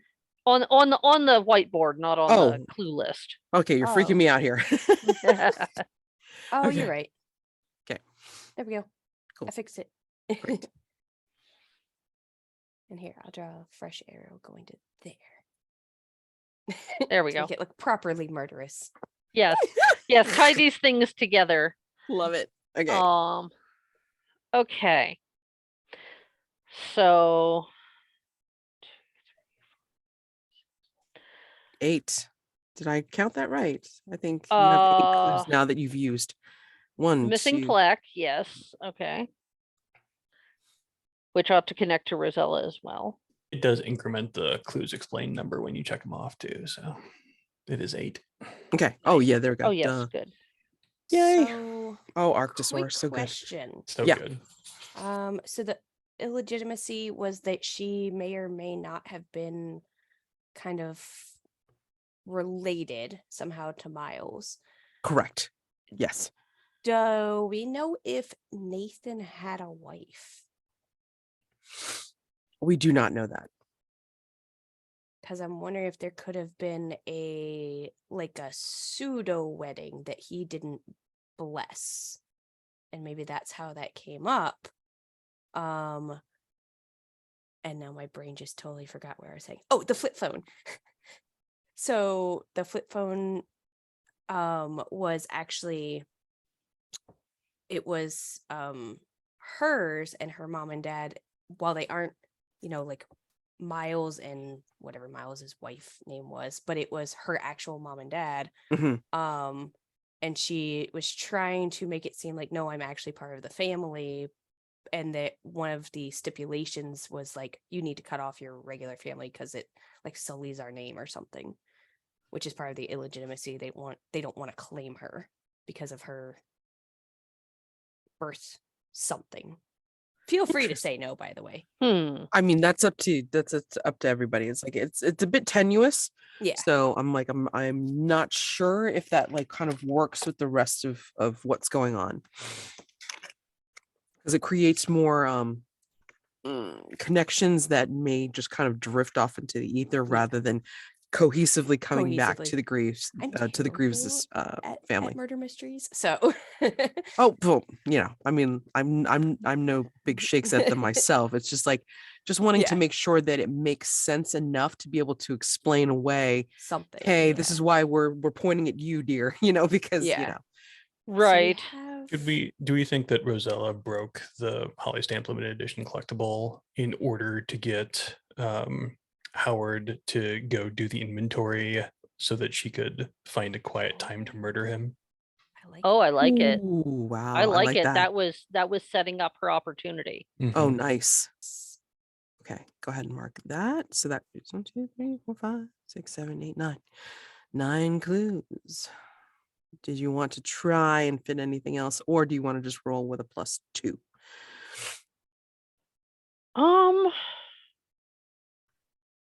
Let's see. I'm gonna leave it up to people who are rolling, because that's I'm If still we can standing fit- by that I'm not doing it.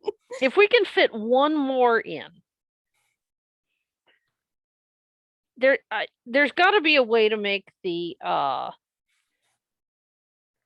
checkbook work,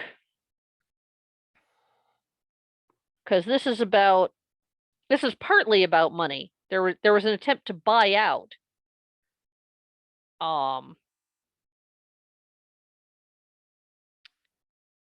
But it was in Howard's room, so If it's his checkbook, why would he hide it, and why would some checks be taken out, like blank checks be taken out? If it's somebody else's, name would be on it, or it would be a traveler's check, whatever. And it's still, how would he benefit? why would from Howard it? have it and hide it? Right. Okay. Or because, I mean, again, since you're contextualizing, could it be somebody else's and he happened to pick it up for whatever reason because he knew who the owner was? I mean, Right. Oh, what if he had it? It's actually Rosella's. He found it when he was trying to do that inventory when she called him in from Nathan's murder. It like fell out of her purse or off her person. And so she was actually going to maybe confront him, and then he pulled out the checkbook and questioned her. It was like, well, I found this. Can you explain why I found it near Nathan's body? ooh. So there was an uneasy period between Nathan's murder and Howard's murder where Howard knew Rosella had done it. Mm-hmm. Or suspected Or it. suspected. I'm going to say that it makes sense that that is not connected to the inventory, that he found it near the murder scene, realized what it might mean, confronted Rosella. This is why he died. Mm. Because he tried to blackmail a murderer. Oh, yes. That's Which is always a really bad idea. yes. So he tried to blackmail her with it. She let him think that it worked for a while. Mm-hmm. Might have even paid him off with one of those checks. Right.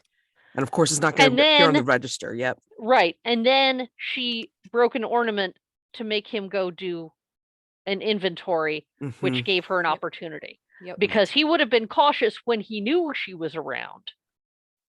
Which is why she had to set up a reason that he would be off in a fairly distant corner of the BelCanto alone. Like that she it. could sneak up on him while wrapped in a curtain. I like it. I like it. Right. Do we have any So that makes 10 clues that you're using, so +3. Daniel, is there anything you want to add to this?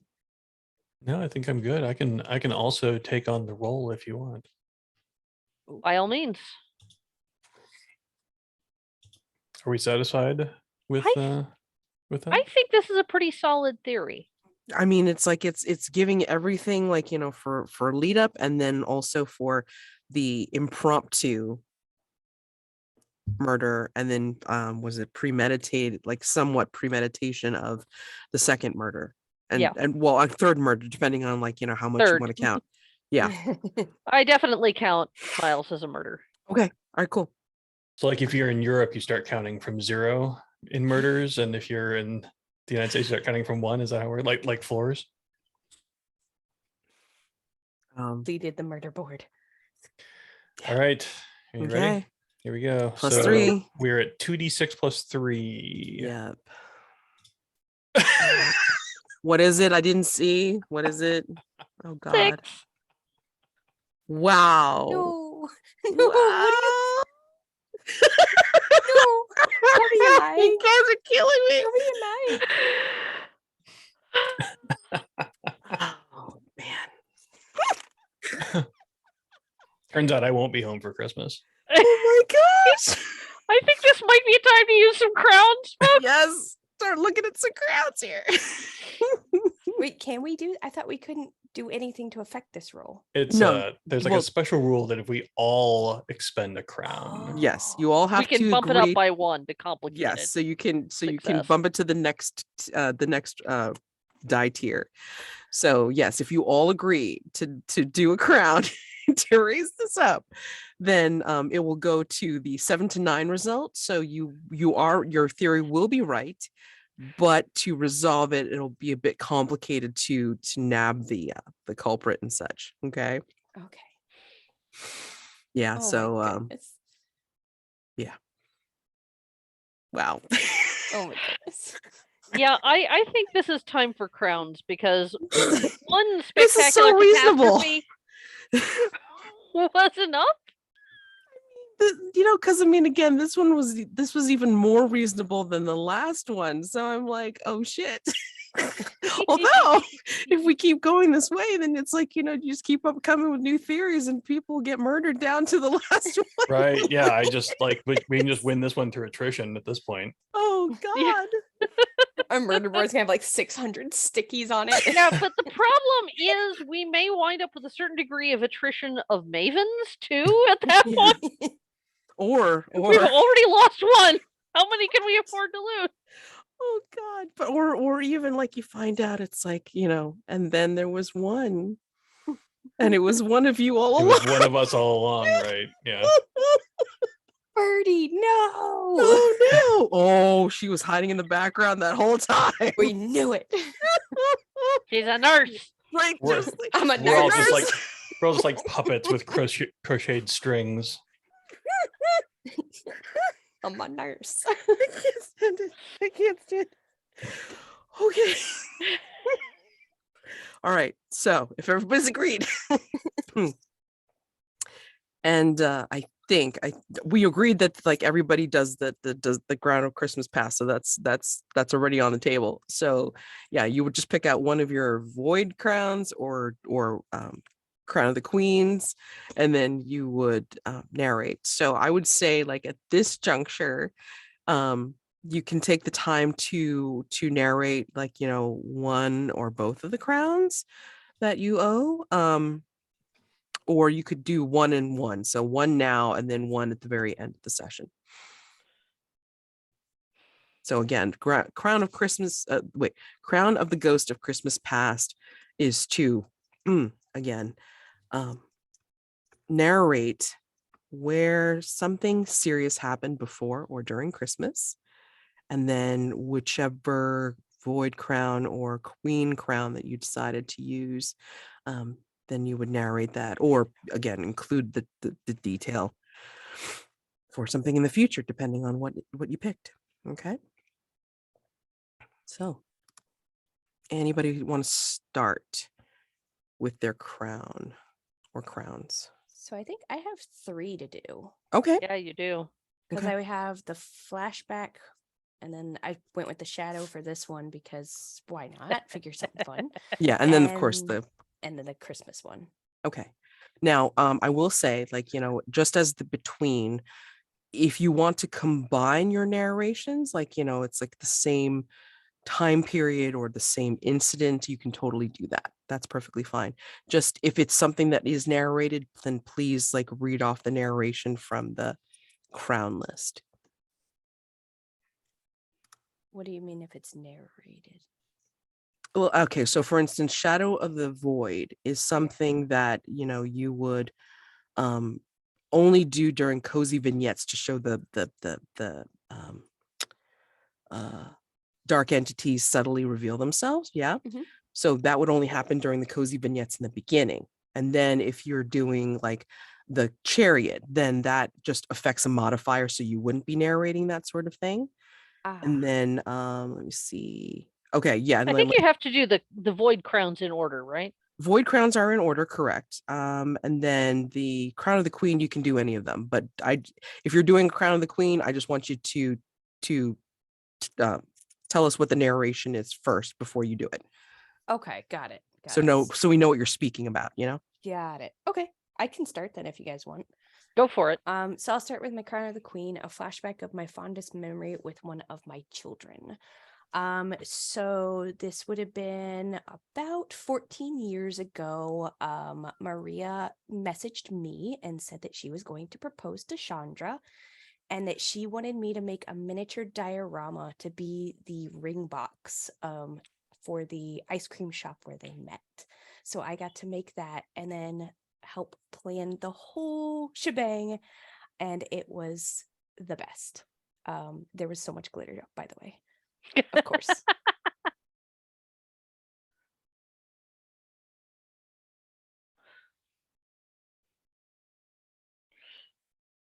And then do you want me to do another one or? That is up to you. I mean, you can do it now or you can wait until like towards the end. I will wait towards the end for my Crown of Christmas Past, I think. Cool. Because I have to think on it a little bit more. No problem. Let's see. I'm trying to hastily find the right tie-in for one thing. So if Diane is ready, go for it.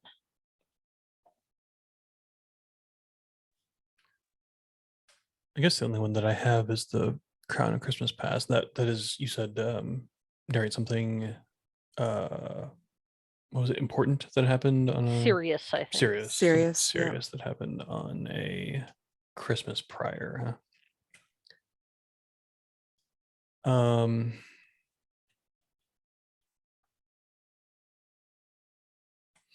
Yeah, so I think it is, I don't know, clearly for some reason sometime in the past, right?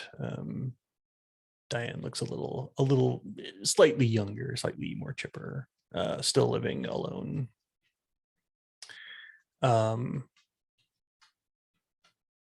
She's sitting at home. She has her Christmas tree. The lights are up. The ornaments are on. She's rocking quietly in a chair. The entire house is like dead silent except for the rocking of the chair. She looks sort of furtively at a clock. She looks back to the fire. She looks very sad. She looks very alone. And then all of a sudden, the doorbell rings and her face just lights blindingly up in a huge smile. And she gets herself out of her rocker and she goes and answers the door. And Donna comes in with presents under her arm, and they hug.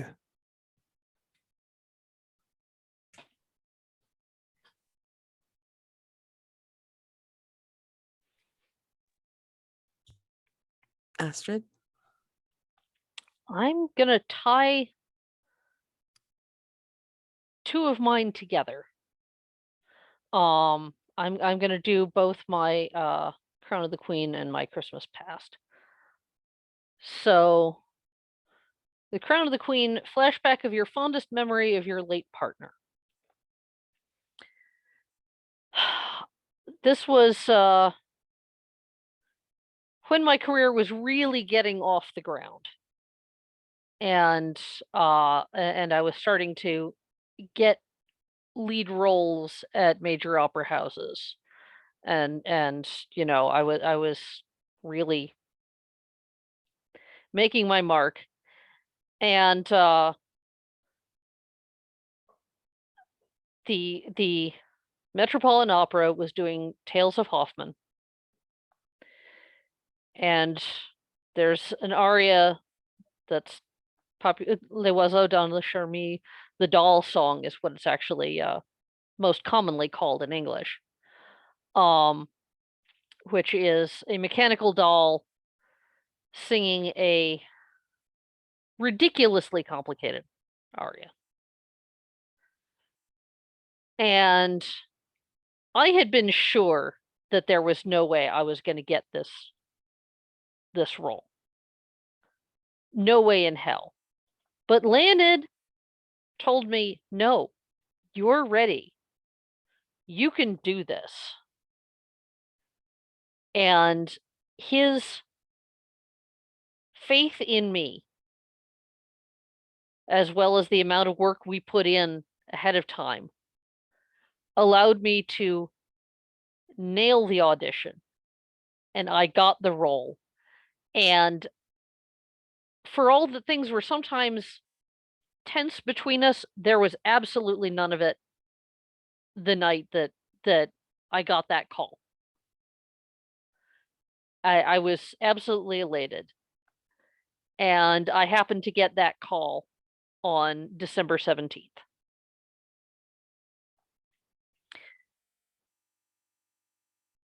And now we dissolve to, again, December 17th through a change of calendar.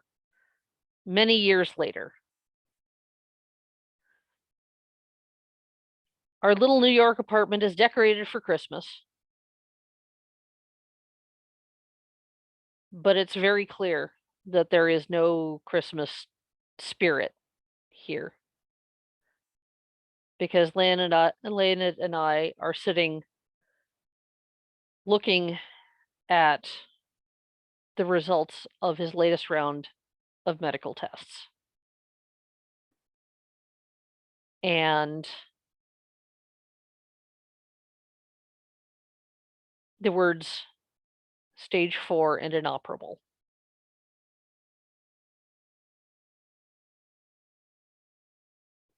And softly on the radio in the background, that same aria is playing.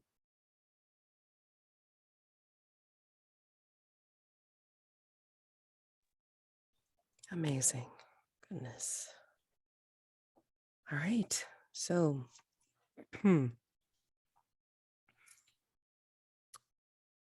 you have a 7 to 9 result now for the resolution of this mystery.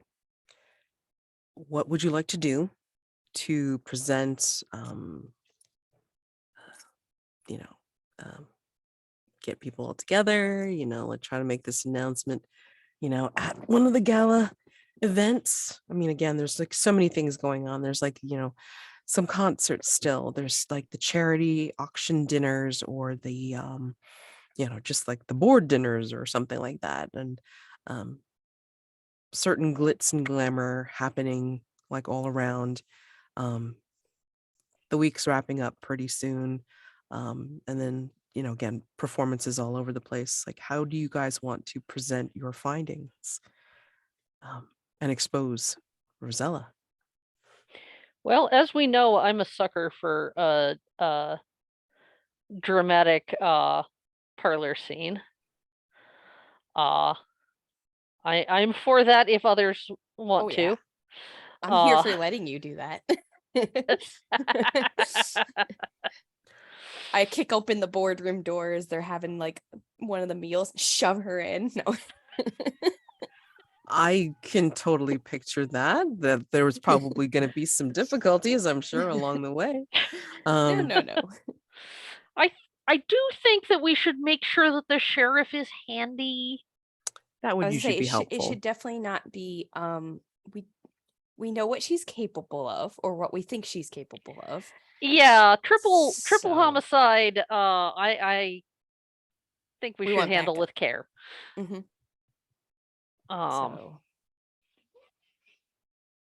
So maybe if we just do it in front of the board, that's a very small audience.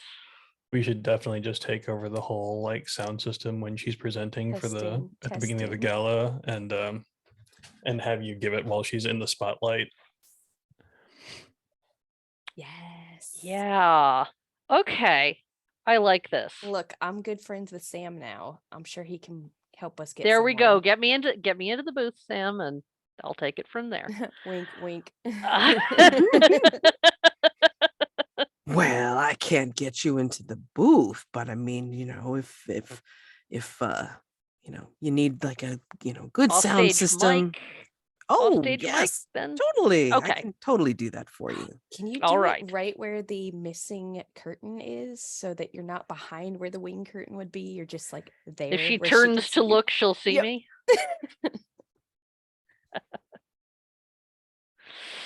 And Hubba, then hubba. maybe you with the sheriff on that side, and then me and Diane and one of the other sheriffs on maybe the other side, so she can't like scuttle off. Yeah.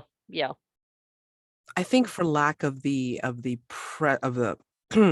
an available Holly Stamp representative at the moment, again, remembering that Howard is related to the founders, then I think she has taken it upon herself to do the announcement.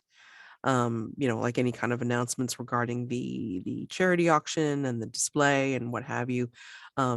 Just as kind of like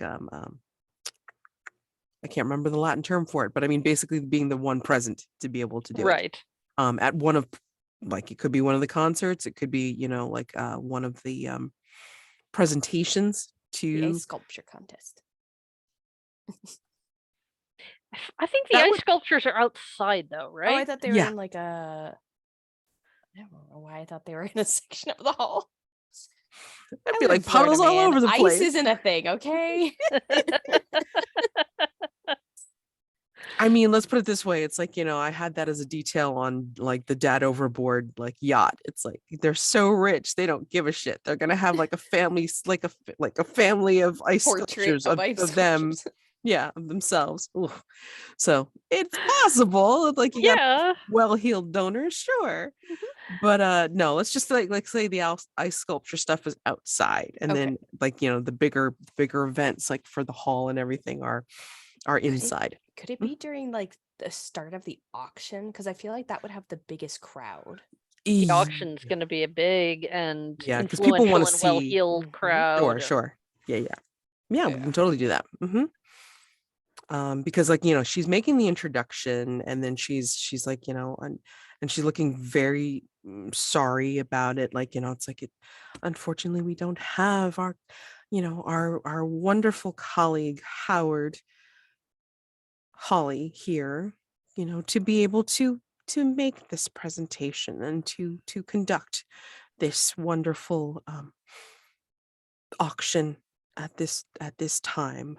We are very sorry and sending our condolences to the family for this tragic event.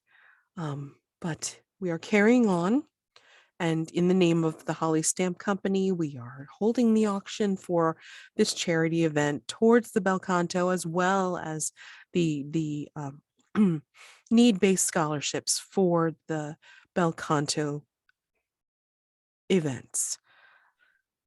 She goes on a little bit, Right. Ah, but she's probably like, what the hell is this offstage voice?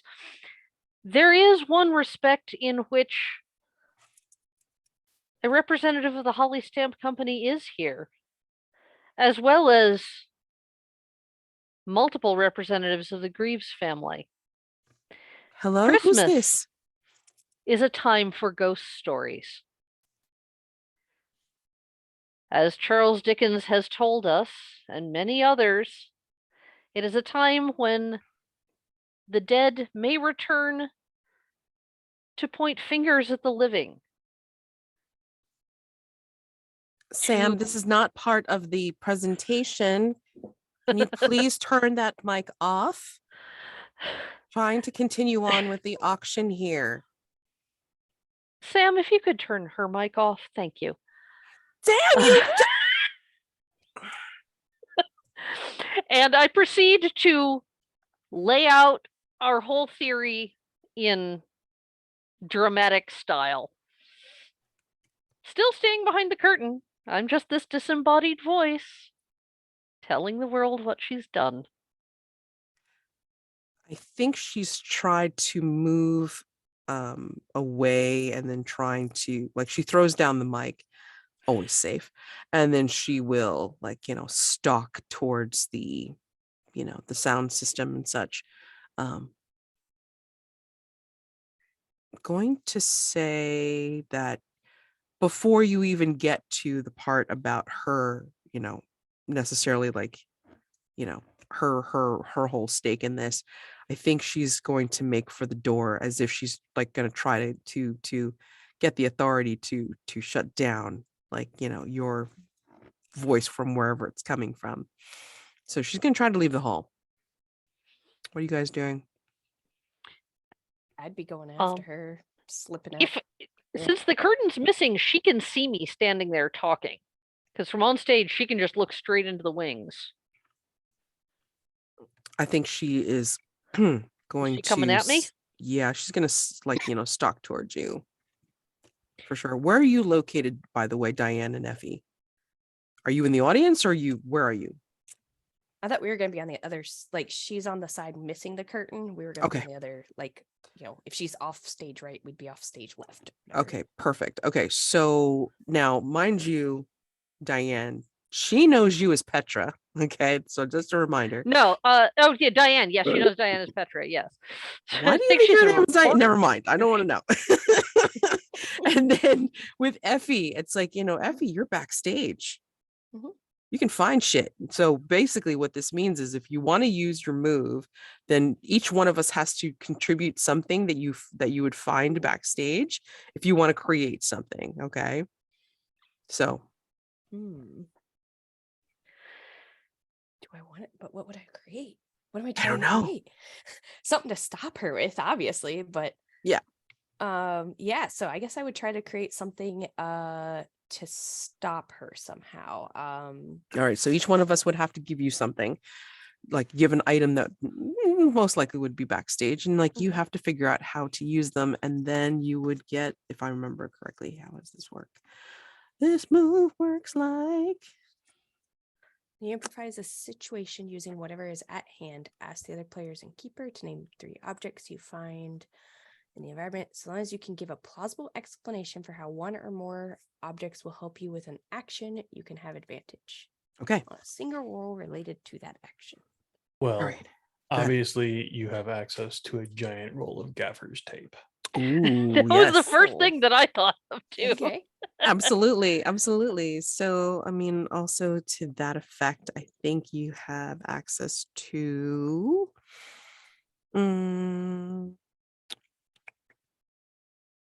one of those. I don't know how you can use it. One of those stiff measuring tapes, like, it comes out, but it comes out in that hard plastic or metally plastic that Mhm. just like, stays, straight for Yeah. the A most part. carpenter's measuring tape as opposed to a costumer's. Exactly. And I'm gonna say I am holding off on the temptation to say glow paint because fun as that is, I am a little lost as to how that would be useful here. Uh, Come at me. Come on.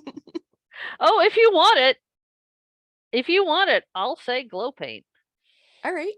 All right. Just have to say how one or more of these 3 objects will help you with an action. Plausible explanation. So All right. So she's currently, just to be clear, she's currently on stage. Spotlight is on her. We're off on one wing. Astrid's on the other. And I've got these items. She's coming toward me. I'm stage right wings as I understand it, and you're stage left. Okay. So she's moving away from you. You want to stop her. To do something. Yeah. Yes. All right. I'm going to. Ooh, I'm trying to think how I can use that glow tape or glow paint. I really want to. My best guess would be, okay, so what I want to do is I want to have a bottle of that in my hand. I'm first going to kind of casually walk up on the stage. I have the gaffer's tape in the other hand. And I'm basically going to kind of use a piece of that and try to like take a strip of it and try to like slap it sort of around her wrist to like catch her attention.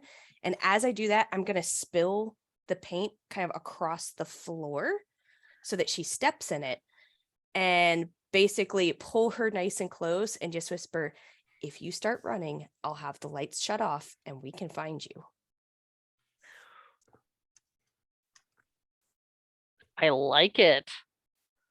all right. So in this case, it would be okay. So night move. What do you think can go wrong? Oh, I slip in the paint myself and I'm on my butt and she's gone and I look a fool on the stage. She gets to Astrid. There's so many things. Yeah. Well, There's I mean, so many it's things. yeah, it's much Yeah. worse. I mean, she's Of striding course. towards Astrid and she's got a weapon of some sort with her, and then you completely miss with your whatever it is, right? So, yeah. I'm gonna say, hold on, let me just like double check the stats here. Strength, dexterity, endurance. Yeah, I mean, like you're gonna be using at least dexterity and physicality in this case because you're trying to overtake her and like try to, bind her in a way. So I'm gonna say use advantage since you're using this stuff. Roll with advantage on vitality, please. All right. 3d6 plus 1. Take the 2 Thank highest. you. So it is a 10 plus 1, Nice. so 11 total. Well Nice. done. Well All done. right. Yeah, I rolled a Okay, 6, a great. 4, and a 2. All right. So tell us how this happens where you overtake her and then you make sure that she's very aware that she's not getting away. So I want to do it, I'm wearing my Christmasy garb because we're still celebrating. And I just strut across the stage, jingle, jingle, jingle, jingle. Like she can hear me coming. There's no surprise. I got bells on and everything. And as I get close, like I said, I have a strip of that tape and I want to just kind of slide it around her wrist, just so it's sticky enough, not in like a threatening way or anything, to kind of grab her attention more than anything. And then as I'm doing that, I'm sliding my other hand kind of around like her waist in like a friendly way and dumping the bottle at her feet, like kind of around and by her so that she'll have to walk through it. And then, just smiling to the crowd and then leaning in, putting my head on and just saying, if you try to leave, we'll be able to find you. Very polite. Not threatening at all. I don't know who you are, but I'm Rosella. I don't follow directions of old ladies. And she will try to snatch her arm away. And then do you see her slipping in this stuff or just like, kind of marking up the joint? More just marking up the joint because I'm Mhm. thinking at that maybe I could like wave like to like cut the lights or something if there's a signal for that. I don't know. Maybe Astrid showed me like Mhm. a special hand signal for like cut the lights. Right. Okay. And then, the stage manager or whomever is kind of like recognizes that signal and then will like, just like cut the light. And then you can see not only the big Footprints. splotch of the paint puddle, but you can see like her little footprints, like, going away from it. Mhm. Towards Astrid still. Yes. hmm And then Astrid, as you see her coming up and then like it goes dark, you still hear like, hear her stalking in the darkness saying, it's like, I don't know what you think you're doing, but you've made a great mistake. She doesn't even pay attention to the fact that her footprints are making any kind of sign. And then you can hear like on the, I guess the opposite side that the sheriff is like, what is going on around here?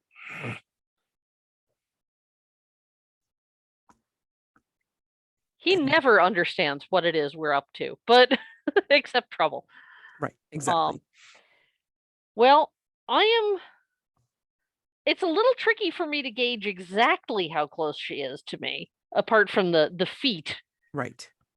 But I'm going to try to wait until she's fairly close, because I'm pretty sure she's going to be taking a swing at me. Mhm. But I am going to use a weapon of sorts that I don't think she's expecting. I may not have my high notes anymore. I may not have the breath control for the really long sustains anymore. I have volume. Oh, Do you know what it's like having your ear right next to an operatic soprano at full blast? and you still have a microphone. This should be fun. Okay. Yeah. Actually, I'm probably not going to use the microphone because the sound won't be coming from right next to her ear if I use the Yeah. microphone. I don't want to deafen everybody. Right. So I'm going to thumb off the microphone and give the most piercing note I am capable of. Ooh. Let's see. Hoping to stagger her back and possibly either delay her or make her slip one way or the other. Right. Let me see. I mean, there's so many good choices here. So I mean, like, I want to say in this case, it's like it's gonna be on presence because it's like, you're using your full bodied voice to blast her. Yeah. Okay, So, we'll go with presence. yep. I got an 8. Okay. So it works. I mean, well, tell me exactly what you think happens. I mean, like, it's mostly semi-darkness at this Right. point. Yeah. She's coming at me. She has something heavy in her hand. I think it's some sort of it's yet another holly stamp Christmas collectible, possibly like a brass bell or Mhm. something. Yeah. One of the heavier ones, sure. Yeah, I'm thinking of when I was in the handbell choir and the bottommost octave. Those things could be deadly weapons, believe me. And so she's starting to come toward me and raising it up, and the shriek hits her almost like a physical force.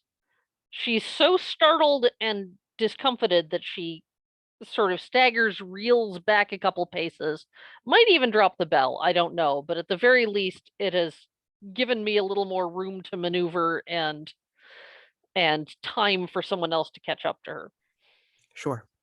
And then Diane, what would you like to do at this time? I'm sorry, I'm like starting to feel like something in my throat. Go ahead. What would you like to do?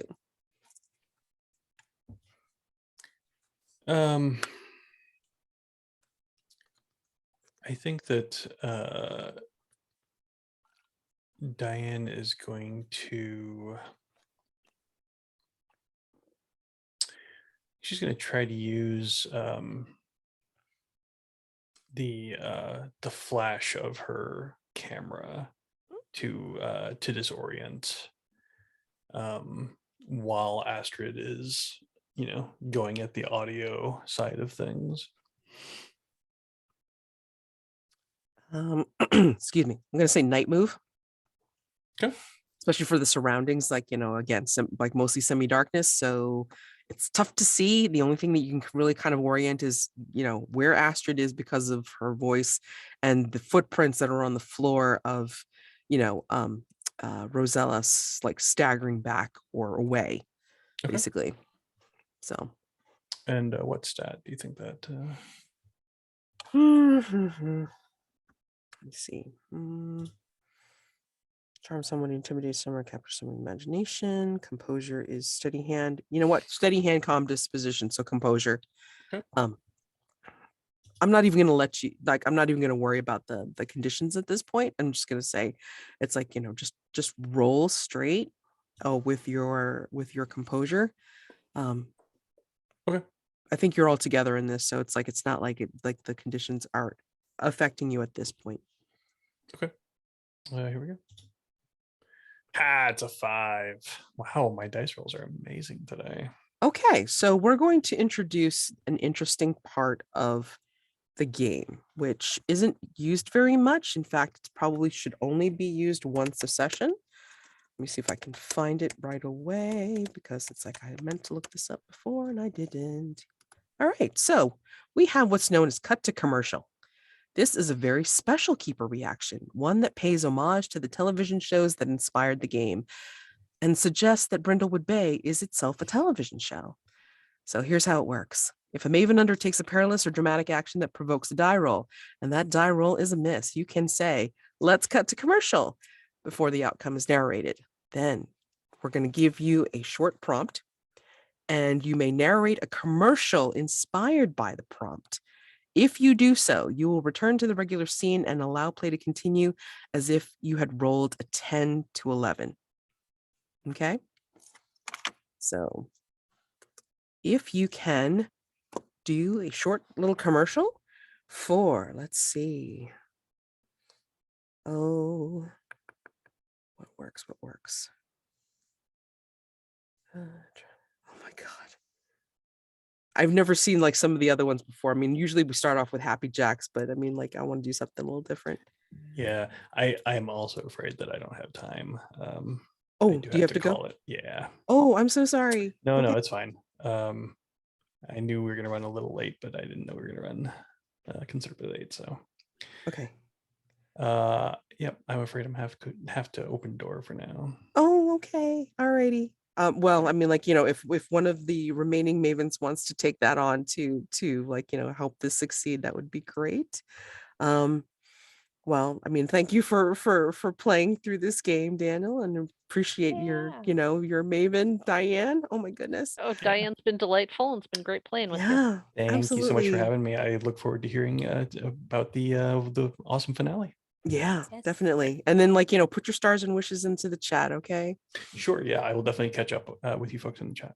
All righty. Okay. See ya. Thank Bye. you. Bye. Bye. All right, Okay. Astrid. It's down to 2, and then there were 2. Then we're 2. Oh my Jeez. gosh. So Do you sorry, wanna do it, guys. or do you want me to? I'm happy either way. I just did a big dramatic spotlighty thing, so if you want to do the commercial. Sure, I'll do the commercial. Why not? I don't know what I'm doing, but sure. Oh my goodness. Okay, so I'm going to give this to you. So again, if you can do this commercial inspired by the prompt, we will Mhm. return to the regular scene, and then it'll be as if you had rolled, or it'll be as if Diane had rolled a 10 or 11. Okay. Okay. So I need you to do a commercial for the Holy Spirit, an alcoholic beverage for Christians. Hey.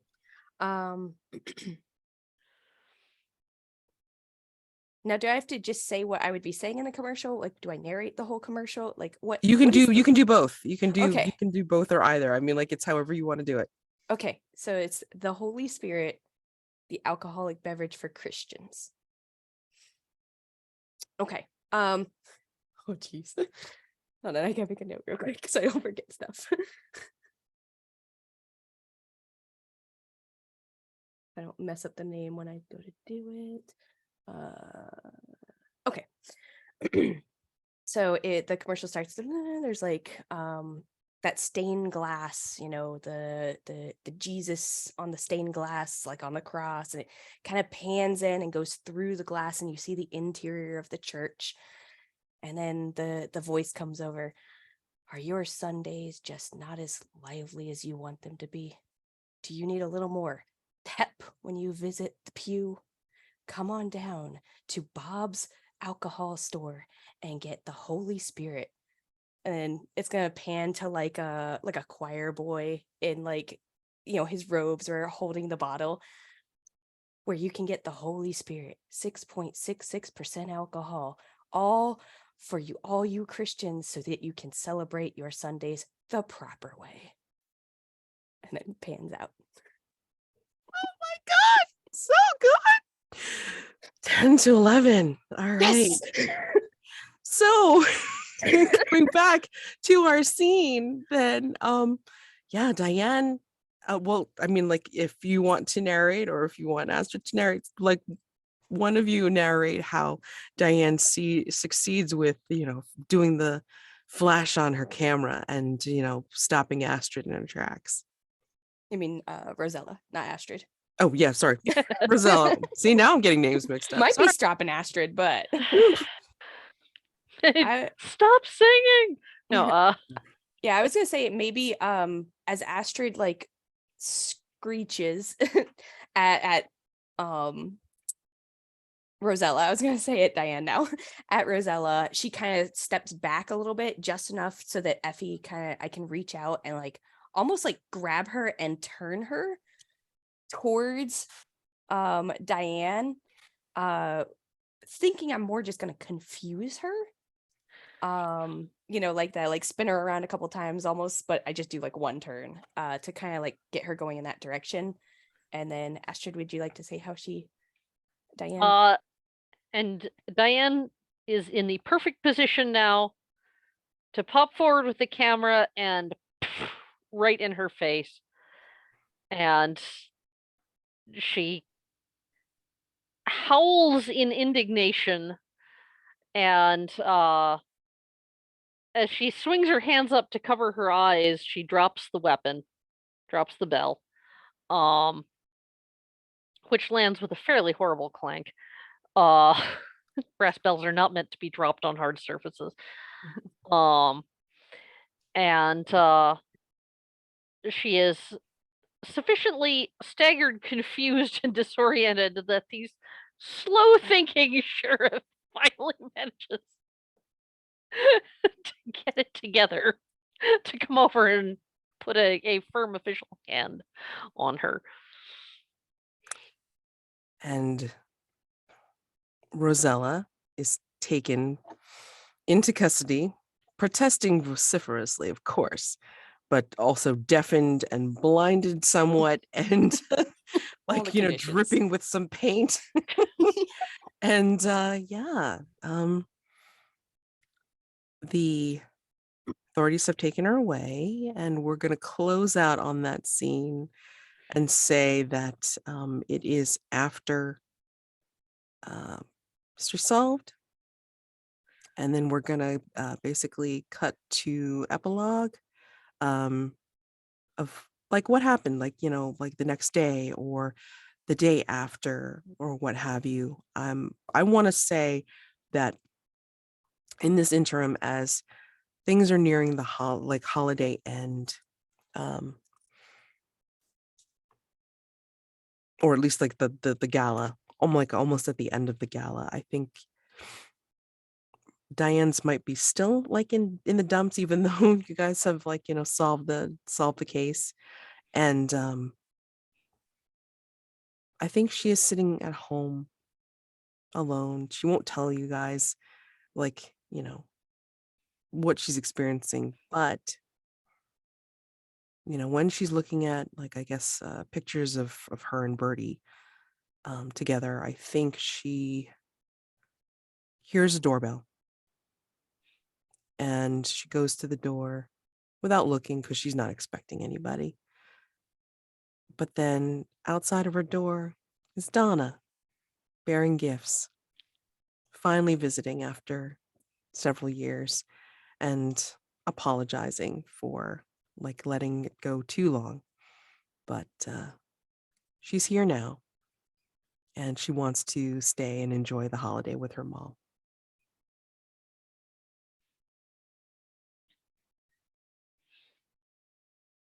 So the next couple of days is what we're recapping.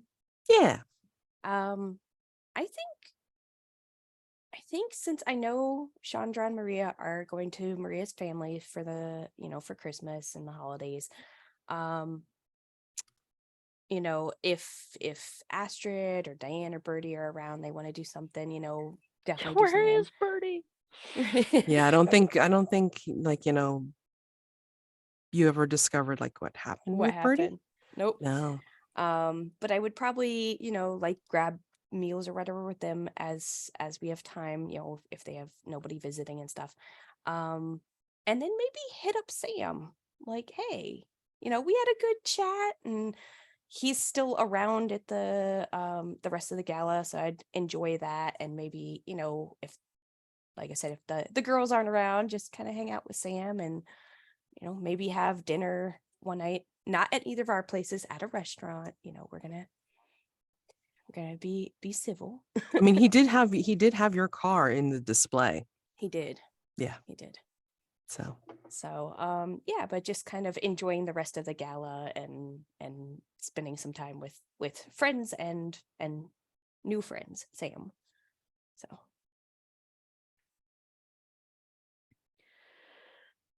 Well, Astrid was kind of braced for holiday alone. She will insist to everyone that she's fine. Yes, she'll accept invitations out to dinner or whatever, but don't worry about Christmas morning or whatever. I'm all right. But my niece, Cecilia's mom, is not taking that for an answer. She is insisting that I come for a family Christmas. And it's interesting. Celia had been planning to head back to her regular life as soon as the gala was over, but she's stuck around, and she's bringing a guest. David.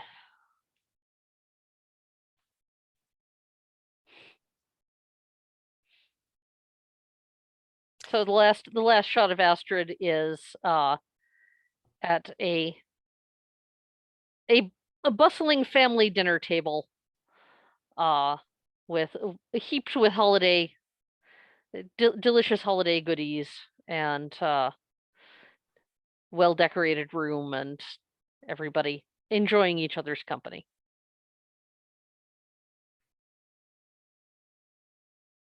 I mean, I could even go so far to say that, like towards the end of the evening, even you hear not the voiceover, but kind of like the musical undertone of both David and Celia singing, like, trying to think of like, one of the more uplifting hit Christmas songs. And I can't think of it off the top of my head. That's crazy. Because the one I always think of, it's like, for a great duet is Silent Night. Yeah. So, yeah. And we can close out there. And I we didn't do my one last crown. you can go ahead and do that before I we know. completely end. Sure. Okay, so because I thought on it, I got it figured out. Okay. So it was the Crown of Christmas Past. So something serious that happened before or during Christmas, or the holiday season. So it's gonna be probably like 90, maybe like 91, 92. And it's maybe maybe a week or two before Christmas, and it's the holiday 10K in our local town. And it's me, I'm getting ready, and I'm looking frantically for my hoodie, my good luck hoodie that has the number 82 on it. I can't find it. I'm like on the verge of tears. I wear it to all my races, and I'm getting ready to go. And I go into Chandra's room, knock on the door quietly because it's, like 4 a.m. And she's in there and she has my hoodie. And she looks a little bit distraught. She's sitting on the floor with it. She was playing with it and she actually tore part of the sleeve. And so she's frantically trying to stitch it up. And I sit with her and I help stitch it up. I'm late to the race, but I still manage to, kind of get there right as it's starting, run the race. It's okay. I have my special hoodie. She's not upset anymore. So it works out, but there is a few moments of panic before the big race. That's great. Oh my gosh. All right. And so we end this mystery and this session. So stars and wishes. Anything that you liked about the session, or even like, over the last few sessions, and then wishes. Well, I mean, like if you think that there was something that you wish you had seen for the game or for your character or for the other characters, then just go ahead and let us know. So yeah.